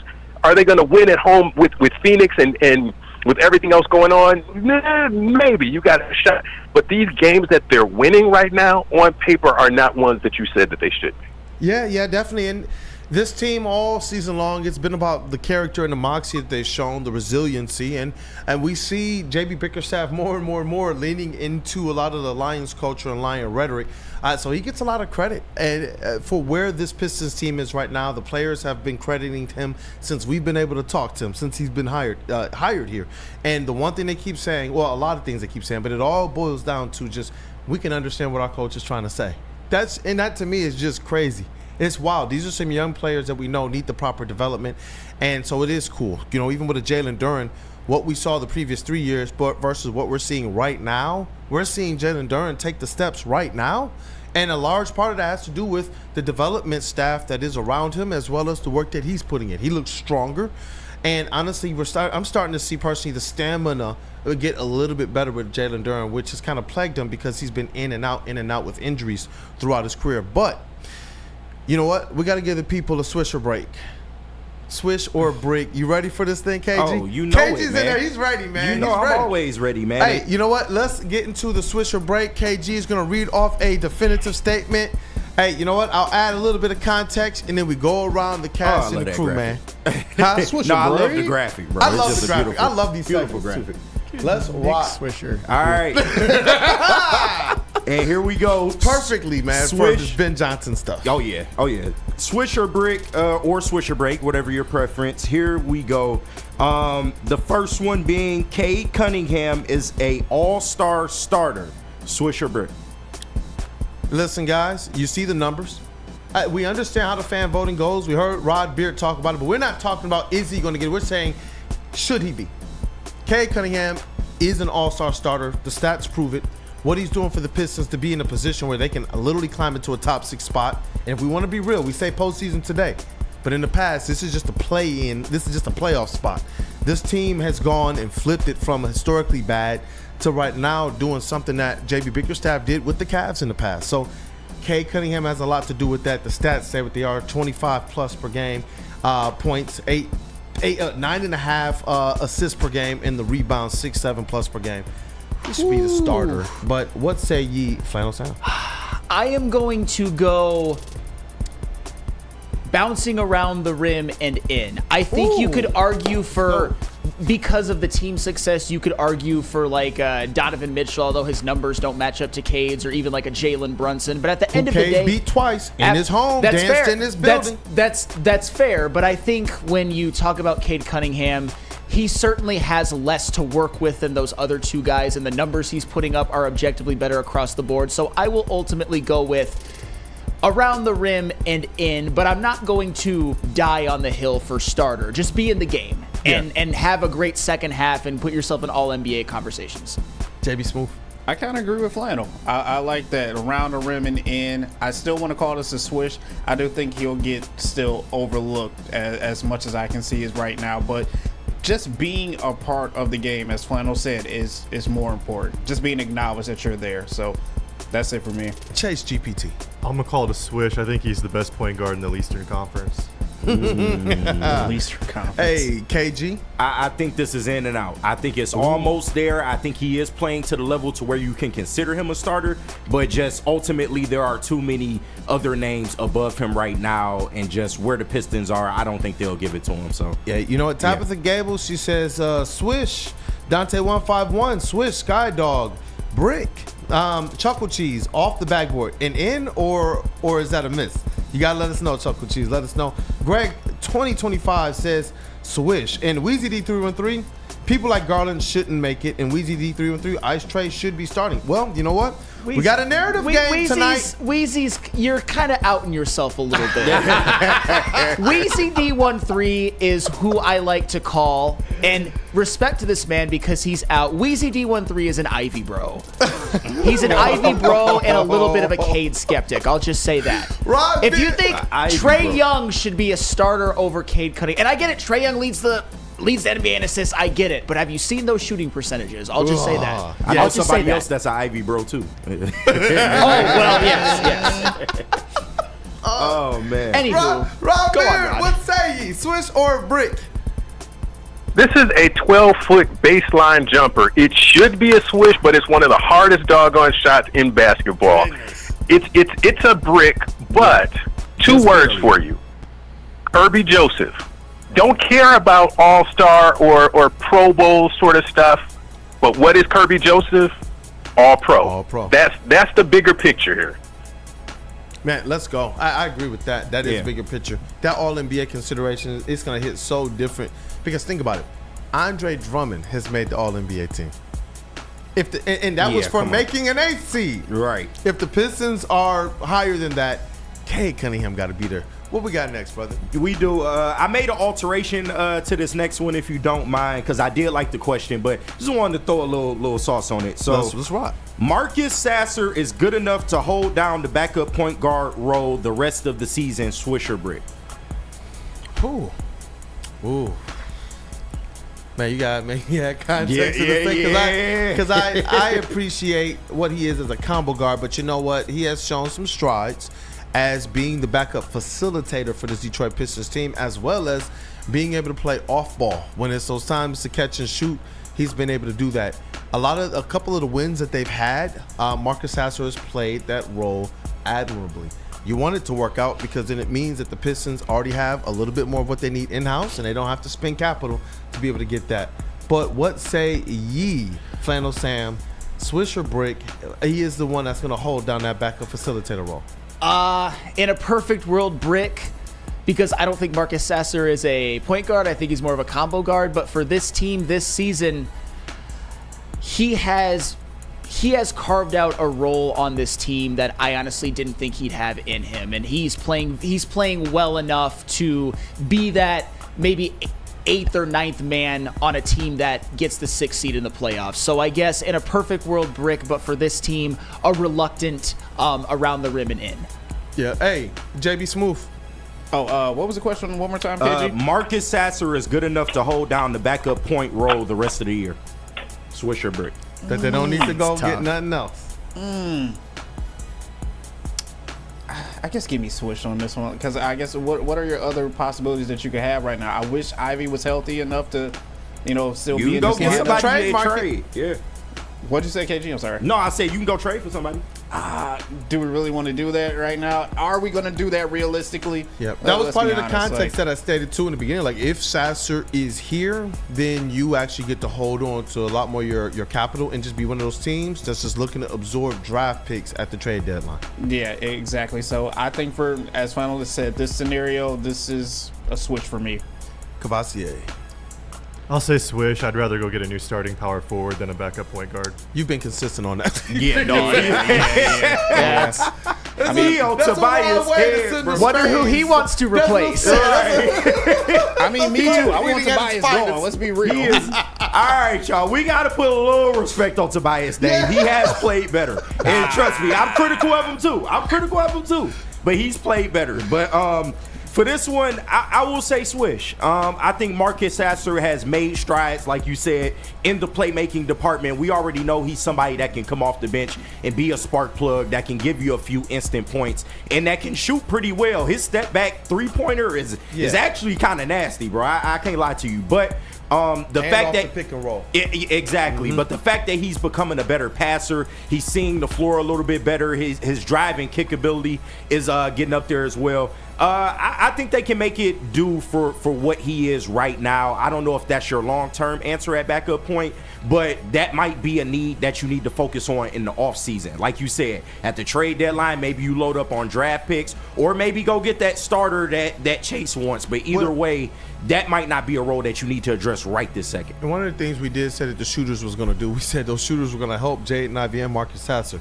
I think playing with Malik Beasley off that bench helps them a lot. Absolutely. Because the defenses, they have to play differently. They got to stick. They have to stay with Malik Beasley, which opens up more paint for a shifty ball handler like a Marcus Sasser, who doesn't just have the three-point shot, but that floater is pretty lethal too when he gets going. But Rod Beard, what say you, man? It's a make, but it's a goaltend, so it's not quite a swish. I like that, Rod. I like that. Use your cap space and be aggressive at the deadline to go get a veteran point guard because you really have an opportunity. You're going to lose your first-round draft pick this year. Yeah. It's going to convey this year. Yep. So you can go get some other picks, but you can go find a veteran point guard. I agree with I agree with that one. And Sasser, I don't think that boots him from any aspect of anything. I like that. I think it really if you go get another facilitator, I think it helps to fill a little bit more of that void of Cade Cunningham, of the loss of Jaden Ivey for right now, and you help to bring down a little bit of the usage from Cade because you want him to be able to maintain this style of play and this pace of play for the full rest of this season. You're going to need this type of Cade Cunningham that people are saying MVP considerations. If you get a backup facilitator in here, I do believe that helps to bring down his usage a little bit and keep him fresher longer into the season. So we got another one? Yeah, we do. I like this Jalen Duren one. You mind if I ask the one? Yeah, go ahead. Go ahead. The Pistons will finish better than the 6th seed at season's end. Swish or Brick? Better than the 6th seed? Yes. I know Cade Cunningham said he wants to be higher than the 6th seed last night. I asked the question. He said that on TNT, and shout out to Shaq, who told him, he's like, I'm going to tell you to your face, you are an all-star. But better than the 6th seed. I've been consistent since that 30-game mark, and we see kind of how these teams are and the dysfunction around them. And tonight, in the game against Indiana Pacers, will tell me a lot more. Mm-hmm. Those are dubs, and that's the team we're getting. Yeah, I can see 5th seed. There's less dysfunction here on this team. The most they have right now is getting over a Jaden Ivey injury, and he still might return this year depending on how it goes with his rehab. So, you know what? What say you, Flannel Sam? I am going to go brick, and that's okay. Yeah. A 6 seed is about where I think if you would have said before the season that the Pistons would have got a 6 seed, we would have all been doing backflips, and I think that's about where they will end up. We're already doing backflips. Absolutely. I think they will pass the Hawks, but I see the Pacers. I see that they've been playing better as of late. I see that Pascal Siakam is 8-3, 8-2 in their last 10. Pistons 7-3 in their last 10. 8-3, 8-2 in their last 10. Pistons 7-3 in their last 10. Yeah. JB Smooth. I mean, there's still more games out there, so you still have that possibility that quite potentially you could move into that 5th spot. And I really want to say Swish on this one, but I got to agree with Flannel. Give me brick. You're better than Atlanta, but I see you still finishing that 6th spot unless Indiana can somehow, some way slip up in these next couple games. Yeah, and that's why I said that game on the 29th, I'm going to talk to Pistons PR and see, can I be there in person? I got to a couple road games in my career, and I'm looking to do that more. But that game is going to be hostile. It's going to be, they're already chirping. You guys remember the press conference? I cannot wait. But what up, though, ChatGPT? I'm going to say it's a brick. I think there's 4 teams fighting for like 3 spots in that like 6, 7, and 8 range with Atlanta, us, Orlando. I'm kind of putting Indiana a little ahead of us right now because that's just where they sit in the standings. But I think Orlando getting Paolo back is something we're going to have to keep an eye on as well. They're dealing with other injuries, but I mean, he's also a 1-1 in the draft. He is, but the teams, remember, I've been tracking this one now for a good month and a half. Told you guys the dysfunctional teams like the Magic and the Heat and the Bulls that the Pistons would pass. So, but you're right, Paolo is special. Yeah, he's the only reason I'm worried about the Magic is just Paolo. If he's gone, there's no reason to even care about Orlando at all. He's special. I think this is a swish. It's not a swish by a great margin. They might only get up to the 5th seed, but I do believe that it's there for the Pistons. And like you said, there's a lot of teams in dysfunction right now in the East, and we'll see more of that, after All-Star break. You'll start to see some of these teams that we thought, would be in the upper echelon of the East begin to fall, and that's when I think the Pistons will strike. I think they are getting into a groove right now. They're starting to play their best basketball, and if you can maintain that through All-Star break going into the latter half of the year, I think it's a really good chance for them to move up, even if it's only one more spot. Historically, Cade has been a demon in second half seasons, man. Yeah. Hey, what up, though, Rod? They stride. Yeah. What say you, Rod? I'm going to say a brick. I'm going to say the 6th seed is the sweet spot, because who's in the number 3 spot right now? The Knicks. Who do you want to play in a playoff series? The Knicks. Do you want to play the Bucks? No. Do you want to play the Celtics? No. Cade has been dancing on Madison Square. Look at Flannel's face. Please put the camera on Flannel. That was fire. Rod, that's why they pay you the big bucks. Oh my gosh. That is all lined up for you. You want to be in the 6th spot. Oh man. You know what? Shout out to Rod Beard. You're right. And they lead that thing by 3. Shout out Jeff Rigger. Holy shit. Oh, man. Rod, you spin heat right now, dog. That was heat. Hey, what up, Kavasi? You got to call him Cade Adam Cunningham, because when he goes to the Garden, he just starts eating, bro. Dog, I'm just saying, I keep telling y'all, the journey of every superstar, you got to cut up at the Garden. And Cade he's been doing it for a while. Go check the last 6 games, but now he's actually winning. Like, Rod, we covered this for 3 years. We knew when Coach Tibbs is playing the Pistons, it didn't even matter if it was preseason. It's boat race season. They would come in and kick our tails anytime. To see Cade Cunningham going into Madison Square and being one of the main reasons why this Pistons team is beating them in their own building, man, dog, Madison Square Cade, I love that. Yeah, that's fire. We got one more. I really do want to ask this last one if Ryan has time. We'll zip through it, but definitely asking. We'll zip through because we want to be able to kind of open up the phone lines for maybe 10 minutes. All right, last one. Jalen Duren needs to be considered untouchable outside of a King's ransom trade package. Jalen Duren has shown underneath J.B. Bickerstaff and whatever this crew is doing that he can probably take that next step. Remember that there was a lot of potential placed on him when he was drafted. I don't know if that's still the ceiling, But what we've seen in terms of this guy picking it up in the steals and the blocks department, showing a little bit more awareness and instinct defensively, and showing that he can be a good pairing with Cade Cunningham in that pick and roll game. He is one of the top players in the NBA in dunks. Period. Dunks per game and total dunks. I believe he is top 5. There has been times when he's been top 1, and he did just pass Rasheed Wallace as it relates to double doubles in the Detroit Pistons uniform. So what say ye, Flannel Sam?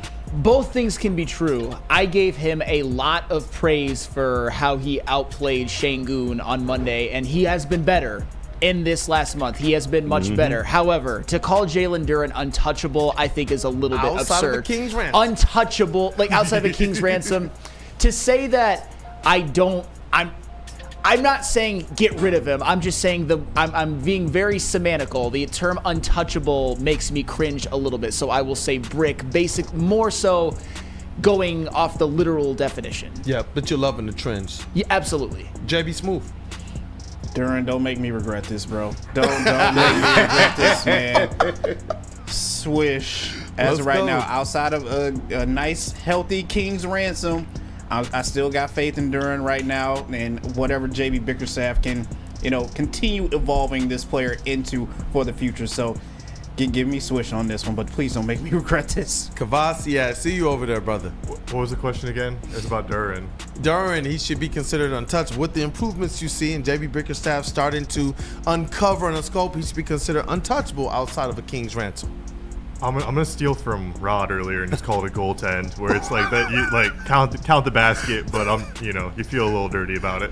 Yeah, I feel that. KG, you look like you're deliberating. Nah, for real. Because I'm kind of in Sam's boat. The word untouchable, I'm a little because for the right deal, I think he should be made available. However, the improvements that he's made, especially in the stocks department, I think we are starting to see more effort from him. And I hate to question his effort, but I didn't know what else to really point to when he was going through that slump earlier in the year. And it kind of seemed like, he just wasn't putting his all on the floor every time he went out there. But now you're seeing him play with a little bit more fire. He's being aggressive in the low post. Defensively, he's turned it on lately. He absolutely owned Şengün in that last game. And that opened my eyes a little bit. If we can continue to get this Jalen Duren, I think this is the Jalen Duren we all wanted to see. Maybe JB Bickerstaff is finally getting through. The message is getting through.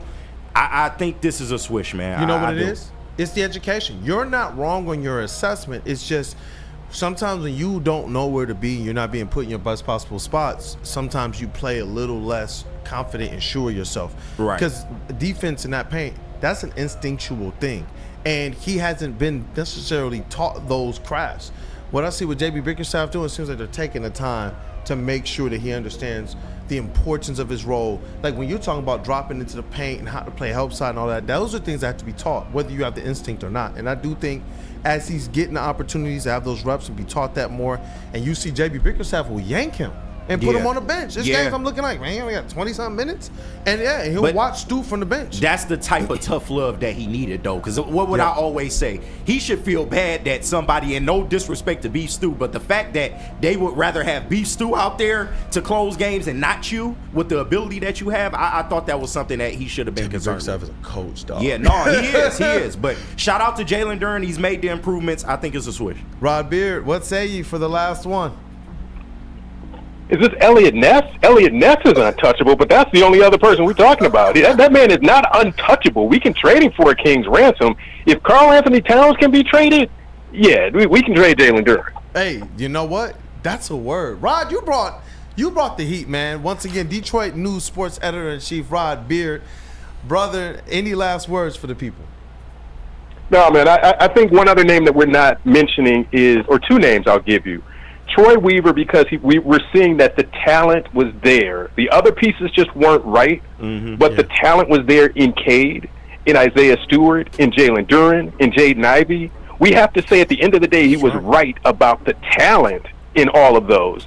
And then we also got to give some props to Trajan Langdon, because the vets that he went out and got in free agency, actual vets, check. Yes. I mean, we can talk about Tobias maybe not being what we thought, but check on all three of those guys that he brought in. Definitely. That is a word. I think that's the way to end it, man. This has been the Woodward Pistons segment. And as always, Rod Beard brings the heat. Detroit News Sports Editor-in-Chief, thank you for your time every single week, man. It's like we know it's Wednesday and we know it's a good day. Like that's the one where finals like, oh, we got Rod on Wednesday? Oh, we're right. We're good. Like we know Easy the show is about to be it's about to be dope, man. Thank you, Rod, for your time. Thank you for being the person that you are and the professional that you are. Keep crushing, you guys. Make sure you tap in with the Detroit News. And especially their sports writers, man. Great people, man. Great people over there. Shout out Cody Davis again. But you know what? Let's say hello. Thanks, Rod. Yeah, thank you, Rod. Thank you, Rod. Let's say hello. Thanks, guys. Have a good show. Thank you, brother. Let's say hello to our friends, JB Smooth. Oh, yeah, definitely. We got to tell them about jars, but also I wanted to throw these super chats out there just because. Do that. We forgot to mention these as well, too. But shout out to Nobody, $2 super chat. It says, Kool-Aid, did you see Cade campaigning on TNT? And also Robert Sloppin Toppenheimer. Oh, you damn right. Shout out my dog. That's your homie, bro. That is your homie, KG. He said, any favorites for trade deadline? I want Saxton. What do you guys think before we Colin Sexton? I'm not opposed. Yeah, I'm not opposed to Saxton. it. There's a couple of them. I know that people are looking at players like CJ McCollum. I wish Bradley. I don't want any parts of Bradley Beal personally. Yeah, and he probably won't want to come here. But I know CJ McCollum is one of those names that you just kind of hear. We know the familiarity that Trajan Langdon has, but there are other guards out there. And you know what? Next week, that's going to be one of the things on the docket for sure. Yes. Cool. But, let me tell them about jars and I forgot what else we got going on right here. Oh, Sabbath Carpet, a little bit of wake and bake. How do you like that? Yo, shout out to Jars. Whether you're hitting the game or just chilling, Jars Cannabis has you covered. Home to Michigan's largest line of recreational cannabis products. They've got 27 locations right now, 9 alone in Metro Detroit, so you know there's always one nearby you. But don't fear, because we live in Grand Rapids, Madison Heights, or Milan, Michigan. Jars Cannabis is coming your way very, very soon. It's Jars Cannabis. I know you want to get high and drink some coffee. Hey, you know what? Fuel that Detroit Pistons to the 6th seed. Hey, you got to fuel that fandom with the perfect cup and become a subscriber of Sabbath Coffee Roasters. Whether you're gearing up for a big game, savoring a quiet morning, or kicking things off with the WUW Crew on Woodward Sports, Sabbath Coffee Roasters has you covered with fresh, locally roasted specialty coffee delivered right to your door. Head to www.sabbathcoffeeroasters.com and choose your favorite roast. Use code Woodward to get 25% off your first subscription order. Awaken and wine. Support local and enjoy game day right with Sabbath Coffee Roasters. How do people feel about getting a Planet Fitness membership for $15 a month? How do they like working out in a clean and spacious gym that's filled with equipment for every workout? And how about free fitness training in the judgment-free zone that leaves them feeling energized all day long? Join Planet Fitness today with the free PF app, online or in club, and start getting that big fitness energy for $15 a month. Woodward Avenue, the first paved road in America. Woodward Sports, the first sports network born in Detroit and made for Detroit.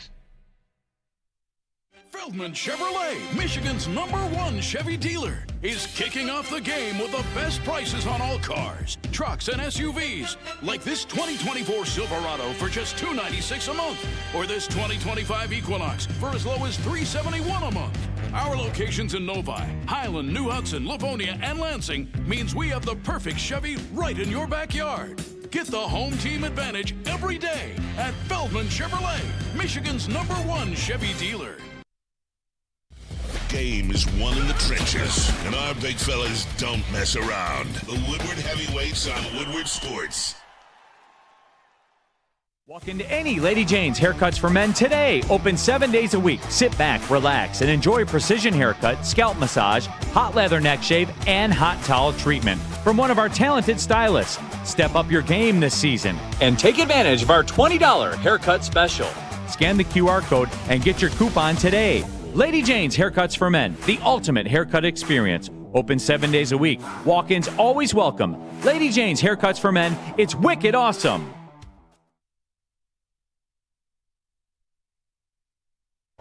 Dreaming of a new home but feeling the financial pinch? Mark White & Associates, your trusted real estate experts, are here to help. Mark White and his team will pay up to $5,000 of your closing costs. That's right, I said $5,000.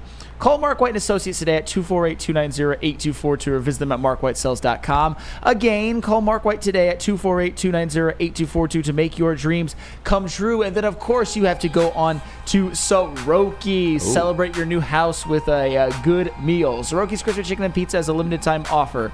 Continuing throughout the football season, Soroki's is debuting their fresh signature flavored wings this football season. Grab your friends, order a New York style pizza, and add fresh wings for the games this weekend. Try one of their 7 new flavors. Go to their website at Sorokis.com. Hey, what up, though, people? We are back. It is Wake Up Woodward. Thank you guys for choosing to kick off today with the WUW Crew. Hey, it's been a show, man. And you know what? Shout out to the Motor City Cruise. Yeah. Ron Harper Jr., who's now in the Pistons organization with the Motor City Cruise. And his dad was an assistant coach here in 2004, I believe, when the Pistons were winning. And shout out to Bobby Clintman. They balled out last night. So when you talk about where do the Pistons go to bring in some more help, Bobby Clintman, he's somebody that I'm very, very, very bullish on. So shout out to them, man. They set some career highs last night in the game. Ron Harper Jr. led the Crews with 31 points. And Bobby Clintman set career highs with 7 assists and 5 steals, man. So, yeah, shout out to them. They got to get Clintman up here. I know he's still on his rehab stuff, but I can't wait to see what he does, man. He's already been a professional in the Australian Basketball League. I'm excited. Too, so the NBL. Very excited. Let's get into that What's Trending. Let's do it. Let's get sparking word to Jars. Yep. And now it's time for the most electrifying segment on the internet. Bum, bum, bum. It's What's Trending with JB. Live on Wake Up Woodward. The realest motherfucker alive is JB, man. What are we talking about, dog? What are we talking about? Motorboat 2 boaters. Oh, my God. What's up, chat family? I hope you guys are doing good. I know, we're still trying to get through this week after, that Saturday. Hopefully you're getting through it on your own, and you've got your own remedies of getting through it as well, too. I know Terrion Arnold has his way of getting through it as well, too, as you can see. He's still upset, so he took to Madden to whoop the Commanders 103-0. I thought this was funny when I first seen it. I used to do this when I was younger, man. Whenever the Lions would lose, I would just go and fire up the Madden, man, and just If you put up 100 points on Madden, you put it on rookie, though. We got to be real about the situation. 100%. Yeah, no way. If you playing on All Pro or All Madden, you not putting up 100 on the computer. That is. You're trying to feel good, though. Who cares? Yeah, right. Exactly. You set that bitch to rookie and went crazy. Exactly. You're just trying to feel better out there. That's all that was. Shout out to Terrion. Hopefully you're it's gonna be all right. It's gonna be all right, man. It's we gonna back be at all it. right. 2025. We back at it. Yeah, back at it again. And hey, college football just happened as well too. Ooh. They, unfortunately Ohio State won, but you know what? Even though college football is over with, EA has not stopped working, as they have just announced that they will be bringing back college football 26, and they are working on it, and it will be released this summer. One of the hottest selling games as well, to the sports game. So what do you guys think? I mean, they did a really good job with 25. Of course, there were some things that, fans expected that weren't in there, but for a first attempt after being gone for so long, I thought the game was really good. I do look forward to 26 and some of the nuances they can bring, because they don't have to change much. I think the formula is already there. They already got a pretty good game. They just got to tweak some things. Yeah, just a little tweaks. Anybody else? Hey, you know what? I'm looking forward to these games being here as well, because I know some of the things that we're talking about behind the scenes. So hopefully and soon we get a chance to get these tournaments started up, because we got to have some battles here. 2K, Madden, college, all of that, NHL, FIFA, and then we got to find a way to get the chat family involved. Yeah, gonna have to, man. That would be fun, man. I'm excited for this type of stuff, bro. Definitely.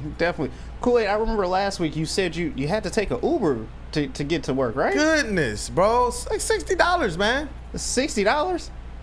It was hitting. That was when the snow, the freeze, and all of that type of stuff. Yeah, that hit the pockets. $60 for an Uber. I can't believe that. Well, hopefully your Uber driver had all of this, in the car for you, ready to go. Just in case you more mad it. Because I just had a back seat, a little bit of heat. What? Did your Uber driver have all this? Is this a party bus in the back seat for you? What? It wasn't like that for me, bro. No. It felt like I just jumped in like my auntie's car, bro, and she don't really do the heat like that. Wow. Why the back? I don't know if it worked. Why the back of the Uber look like the club bathroom? You know where they got the guy standing in there. He got the condoms, the aftershave for you, the cologne. Like that's what it looked like. Shout out to 350 Terrace, dog. They used to do that. They even used to have blunt wraps, dog. Right. Oh my God. You go. My man wanted tip. Open up his jacket. Right. He just got like, what would you like? Just like, goodness gracious. I just want to use the bathroom. He was like, I got hand sanitizer. Right. I got hand sanitizer. Like, bro, I'm not tipping you for putting soap in my hand, bro. Like, what are we talking about? When does that start, dog? I don't know, Or bro. for like handing you a towel or whatever. Right. It's like, I could have done that myself. Hey, you're sitting there, you're like, oh, thank you. You're drying your hand. He's just sitting there looking at you. Crazy. Like, you ain't gonna you tip. walk out and you feel him like over your shoulder. Like, I thought, bro, I'm so glad I'm not the only one who had this experience. No, man. for sure. No, definitely. We've all had this experience somehow, some way. Man. I'm sorry your Uber drive wasn't like that, man. That's my bad. But finally, I will end what's trending with this. You know it's an off season, but you always got to get some drills in. Oh shit! God damn! Why he do that to his girl, man? Why? Look at Phil's face, dog. What mire are they in? I Where don't this is know. acceptable? Bro, that's not Meyer. Is that Dick's Sporting Goods or something? I don't even know. That is not Meyer. That's Meyer or Walmart. That is One not of the Meyer. I two. go to Meyer all the time. That is Flannel not hasn't Meyer. breathed yet, dog. I really want to know Flannel, what's going on in your I body. wonder whose idea that was. Hey, babe, you'll be okay. No, I think it was hers. Whoa, come on. Too many of them, like dainty little women, think that they can do anything. Think that they can do anything. Why does he have a Watch yourself, Flannel. We have a female contingent. I understand that. I understand that. I'm just saying. Get your shit off. I've been watching a lot of Patrice. I'll back It's up. it's a normal sized guy with like a woman who's a little bit petite. What did you think was going to happen? Are you saying women aren't good enough to try to, do an Oklahoma drill? Well, Is that what you're women's football league. Are you hating the women right now, Flannel? Yes. Huge misogynist right here, obviously. There is look a at the tail of the women's tape, football league, okay? and I'm not talking about the lingerie league either. Stick Radio said, finish the sentence, Flannel. Right. Sexist Flannel. Sexist Sam. Sam, careful. You're right, but be careful. That's from Chuck Brewer. Goddamn women Oh, think they babe, can do you it. can't really knock me down. Yes, you can. Babe, you need this helmet. No, you need the helmet. Sweetie, please You put on the need helmet. this helmet. No. All right. It's just, if you the Walmart greeter, you see my man walking in with a helmet on, like, call security, dog. Like, don't let them just come in the store There's like no that. way my girl could convince me to do this to her either. Like, even if she said, I'd be like, you know what, babe? No, I would You're never. right. Yeah, dog. Never. Never would happen. Oh, my God. Never. But get yourself a woman who doesn't ask this. you to do that. Yeah. Yeah, that's probably better. But like I said, that's Slow it for women what's need trending, love you too, guys. Flannel, okay? The slow women need love too. It's okay, man. Let's hear from our friends from, Feldman? And Yeah. we do got a couple super chats we'll read. And if there's a couple Feldman questions, and, get them into the chat. Feldman and Dr. Pierce. Hey. All right. Since 1996, Feldman Automotive has been driven to provide a fast, convenient, and first-class car buying experience called the Feldman Advantage. With 18 locations, there's a Feldman dealership in your backyard. Visit FeldmanAuto.com to find the location nearest you. Feldman Chevrolet, Detroit's #1 Chevy dealer. And attention sports fans, don't miss out on expert sports injury insights with Dr. Jeff Pierce from Michigan Sports and Spine. Join Dr. Pierce every Tuesday on Big D Energy and every Thursday on Ermanni and Edwards, where he's offering you top-notch injury advice. You guys got to trust the guy that D-Mac trusts. Dr. Jeff Pierce is here to keep you in the game and performing at your best. For more information, visit MichiganSportsAndSpine.com or call 248-426-9944. Hey, get those Feldman mailbag questions in. We got a few minutes here for our Feldman automotive mailbag segment here on Wake Up Woodward.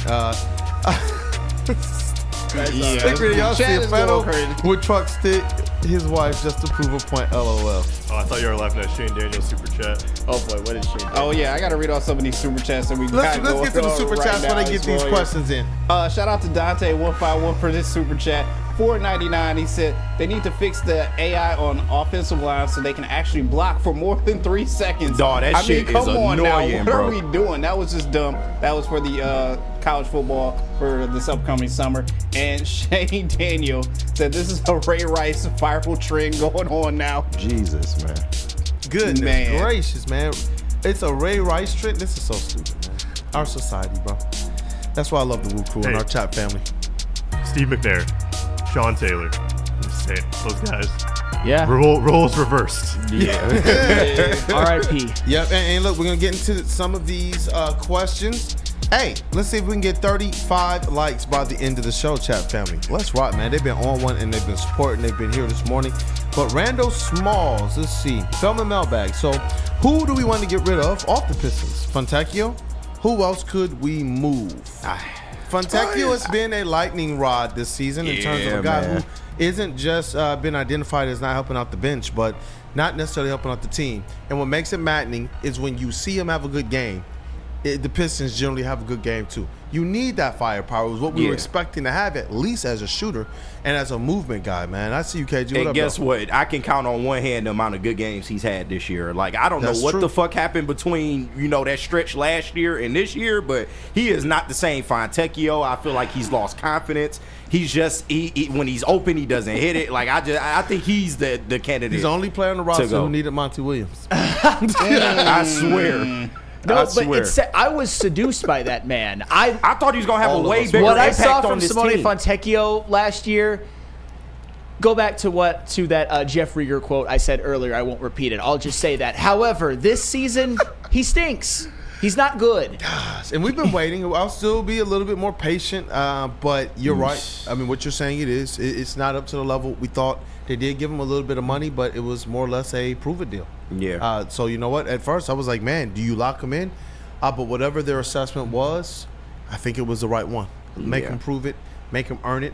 I thought that with the 2-year deal, he had an opportunity to find himself being able to at least have an opportunity at that Tobias Harris role when Tobias Harris's contract goes up. So to see it not necessarily working out that well, it is a little disheartening. Do you think it's just a system change? Like, what would you say has been the downfall? Threes. Like he's missing, like he's in position. The system is getting him the opportunities. He's just not hitting the shots. So we saw him, and he seems to have, like on the movement last year, he was getting to free throw line at a little bit different rate. And for some reason this year, it's just not happening for him. Yeah. So I don't know, man. That was a tough one with Simone Fontecchio, but he would be eligible to go out of all the players on this team. That's to me. the best way to put it. To me, I'll say not even close. In terms of the young core, the Pistons team could very well finish above the 6th seed this season.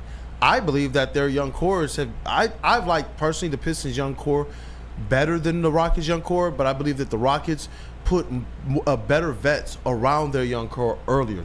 When they brought in Dylan Brooks, Jalen Brunson, Fred VanVleet, and there was even another signing, and I think that Jeff Green that they brought in for like that first season, they had the right vets, and that helped stabilize their young core a little bit better.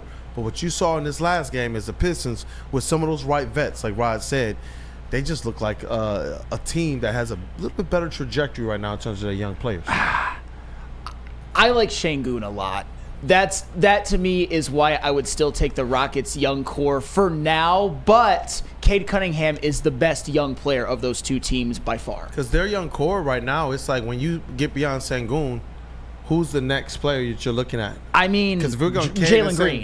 Jalen Green. But then he's we're spotty, talking though. Probably Amen, honestly. He's a little streaky, Jalen Green. Like he is the flashier player of the two, and I do like his game, but he's some nights he's on, some nights he's off, and it hasn't been fully consistent. Because second player, then Jaden Ivey or Jalen Green. Because I would take Cade over Şengün. You would take Green over Ivey? For now. For now. Because when I said that Cade Cunningham and Jalen Green wasn't a conversation anymore, I'm not saying Jalen Green's a bad player. I'm just saying that Cade Cunningham is just more well-rounded with a better skill set and is playing better. Yeah, Jalen Green's a good player. Yeah, they're not the same. They're not the same, and that's a good point. And then you also got Isaiah Stewart, Marcus Sasser, Jalen Duran on the back end. With them, you got like Amin Thompson, Jabari Smith. You got like Tari Eason. Yeah, Jabari Smith has been kind of a bust. God, he is actually not even kind of a bust, considering where he was drafted. Yeah, Tari Eason been playing solid too. He has. Yeah. Cam Whitmore. You're right. He's solid.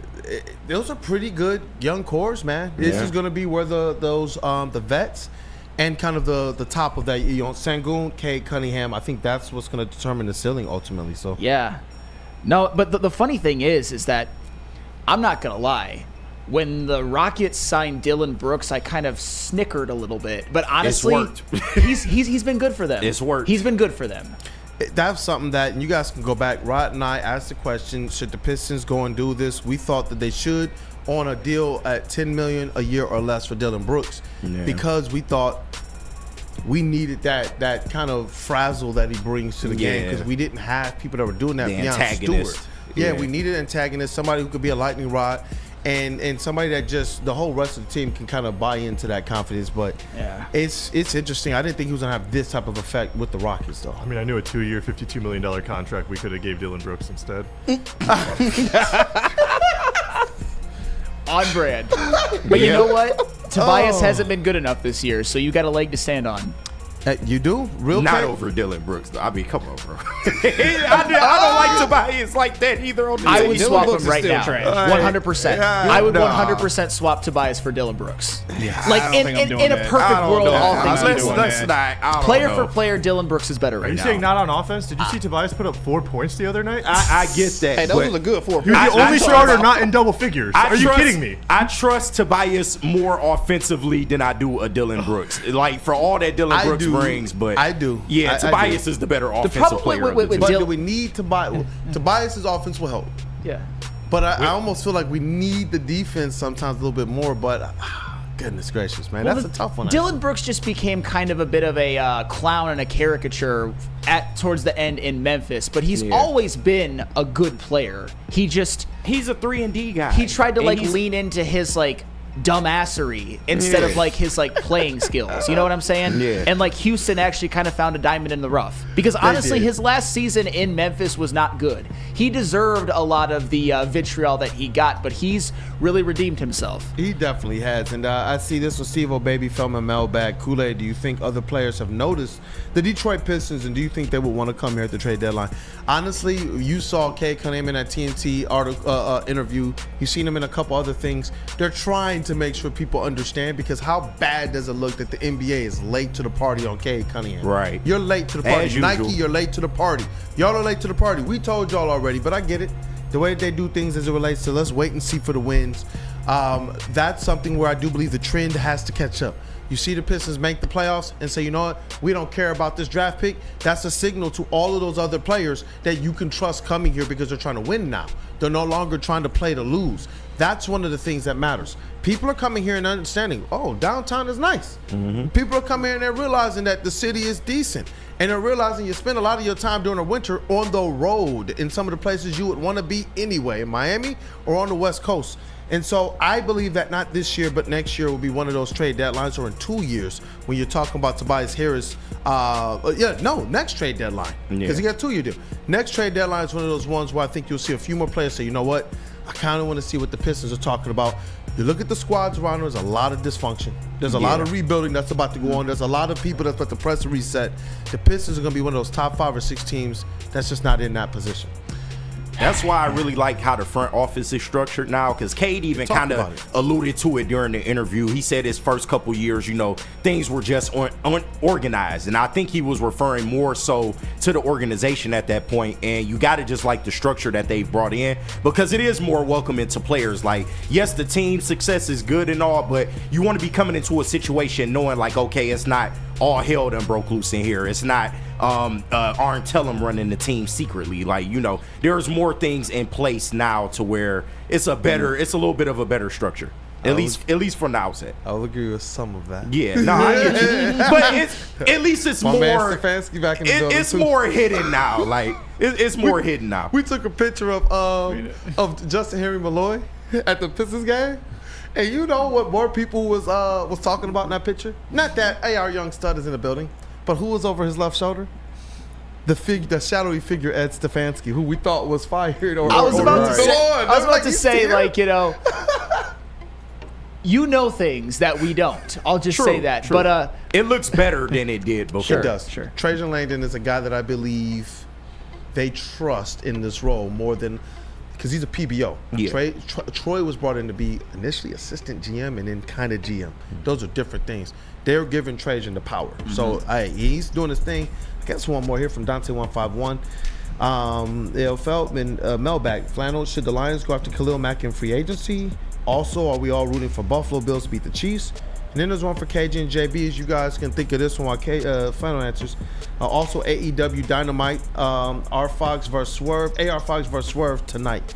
But while y'all think about that one, Flannel, man, on this Khalil Mack thing, because I know JB sent it to us earlier. Khalil Mack, yes. As far as am I rooting, I would do a backflip off this table if that happened. Don't hold me to that one because I don't want to die. But metaphorically, of course, yes.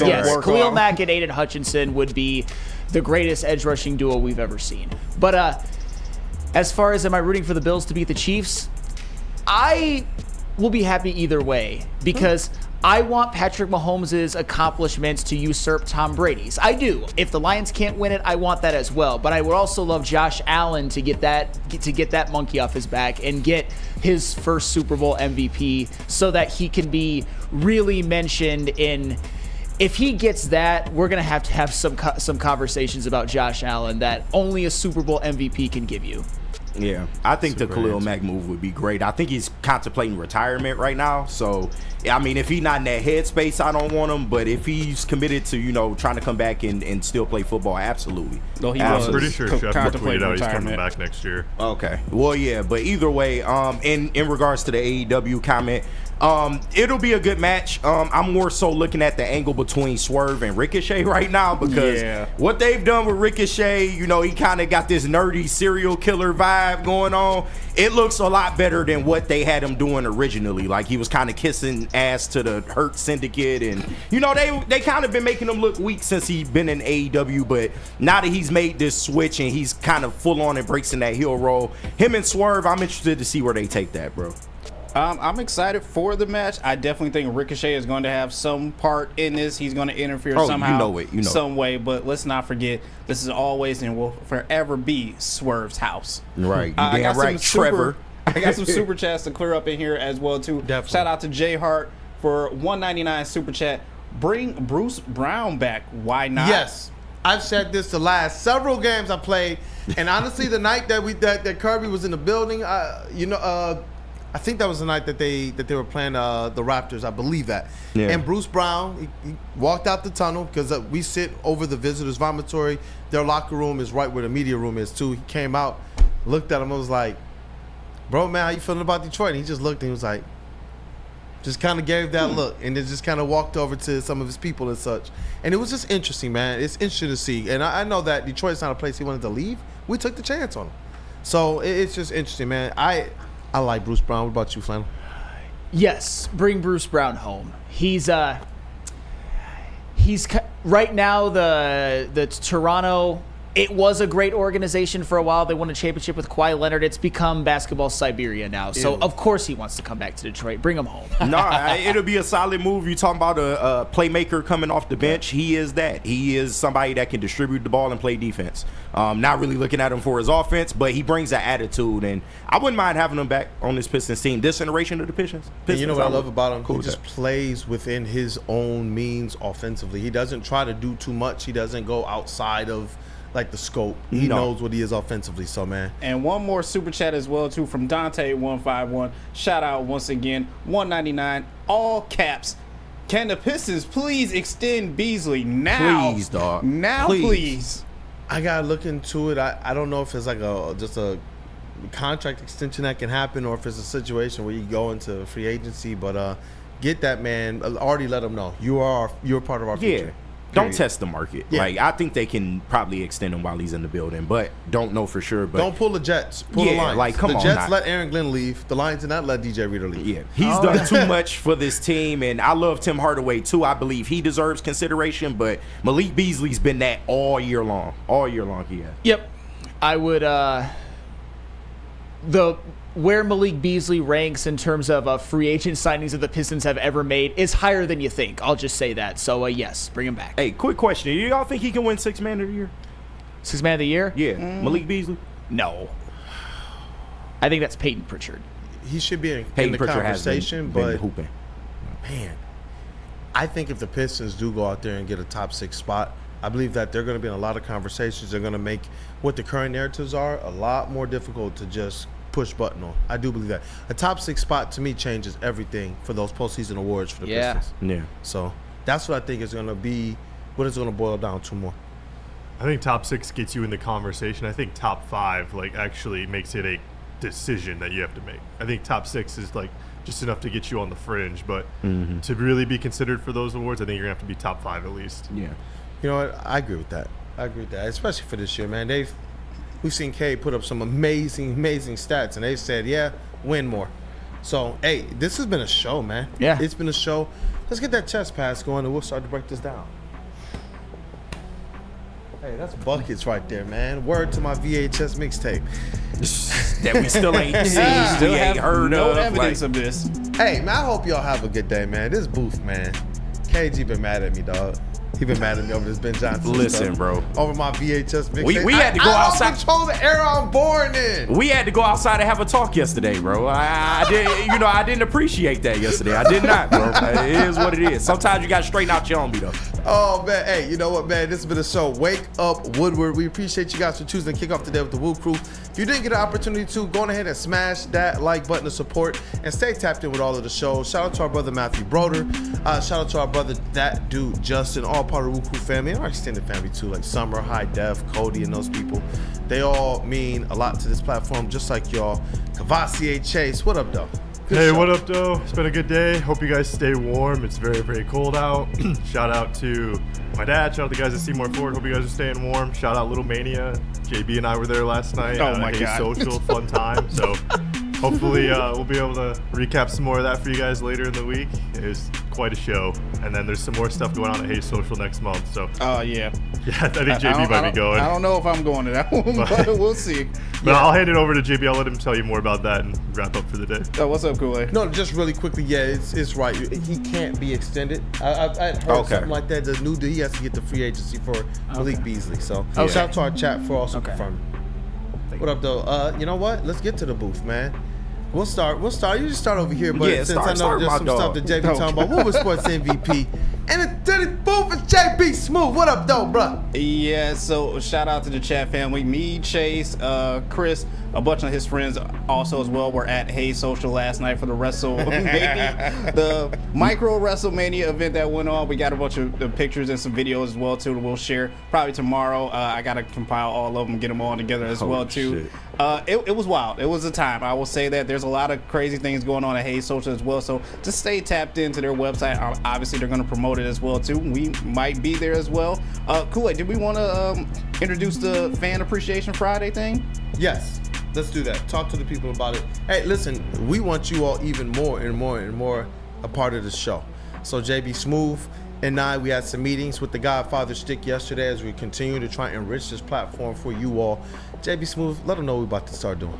All right, so every Friday we're going to try this out in our Feldman Fan Appreciation. We want you to take some time, 30 seconds, pick one topic that you are passionate about, record yourself, send it over to us, and then we will compile it together for our Feldman Mailbag segment that we're doing a fan appreciation segment too, that you can just basically, as KG said, get your shit off. And Stick said he approved. If we can, get them up on the back wall too with the video so you all will be a part of the show. I can't wait for this segment as well. So we got a lot of new segments, especially for the summer. KG will be holding down some segments.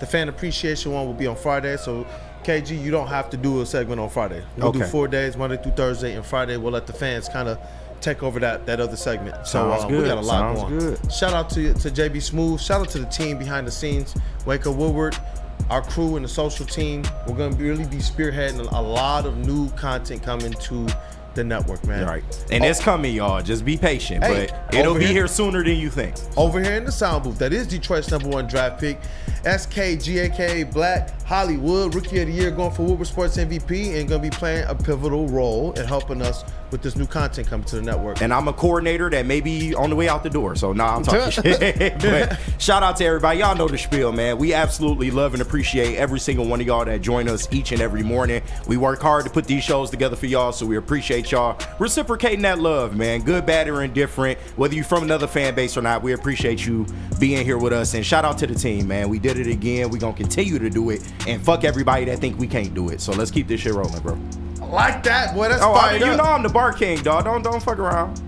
Chase looked up. He's looking at you. Yeah, he's looking at you. Chase want to 1v1 me, and that's fine, bro. He's scared, bro. He's scared. I'm scared. Y'all better tell him, bro. Y'all know. Y'all done seen it. Look, man, the veteran squad is back on the team, man. That's Flannel Sam.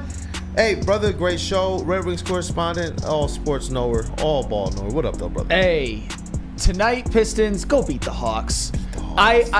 Some people have their personal vendettas. I don't like Trae Young. Never have. Didn't like him in college. Don't like him in the pros. Can admit that he's been a very good player in this league, but he has a quality that I really don't like, and that he thinks he's a better three-point shooter than he actually is. He shoots logo threes, thinks he's Steph Curry, even though he's not a good three-point shooter, but still a good player.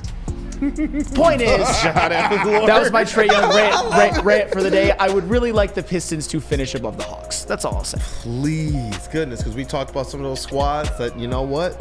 I think that they got the pedigree to be better than. But the Hawks have been there and done that, and that's what they got on their side. It's interesting to see. But it's your boy Brandon Dan, K, Detroit Kool-Aid, your credential Pistons reporter and writer for the network. It's been a show. Like I said, if you haven't gotten an opportunity to, go ahead and smash that like button, chat family. And thank you for being here. Hey, the numbers are looking good this morning. Let's rock. Ashton, I see you. Ashton, I see you. What's up, boy? Hey, Ashton the trainer. Scared, bro. 6 seed. What's up, boy? Better, man. I remember he was, the first place that Ashton the trainer said 6 seed? What? He said it on other here at WUW Sports, man. I'm going to cut that up so people remember and they know. Shout out to Ashton. Thank you for being here. Thank you for your time. Thank you for the support. Even Ashton's brother, we were down in the Players Club. He was like, man, you get a picture with Flannel. Hey. So, they're a good family, man. Great to have these guys here, man. It's been a show. You guys have a great day, man. Be blessed.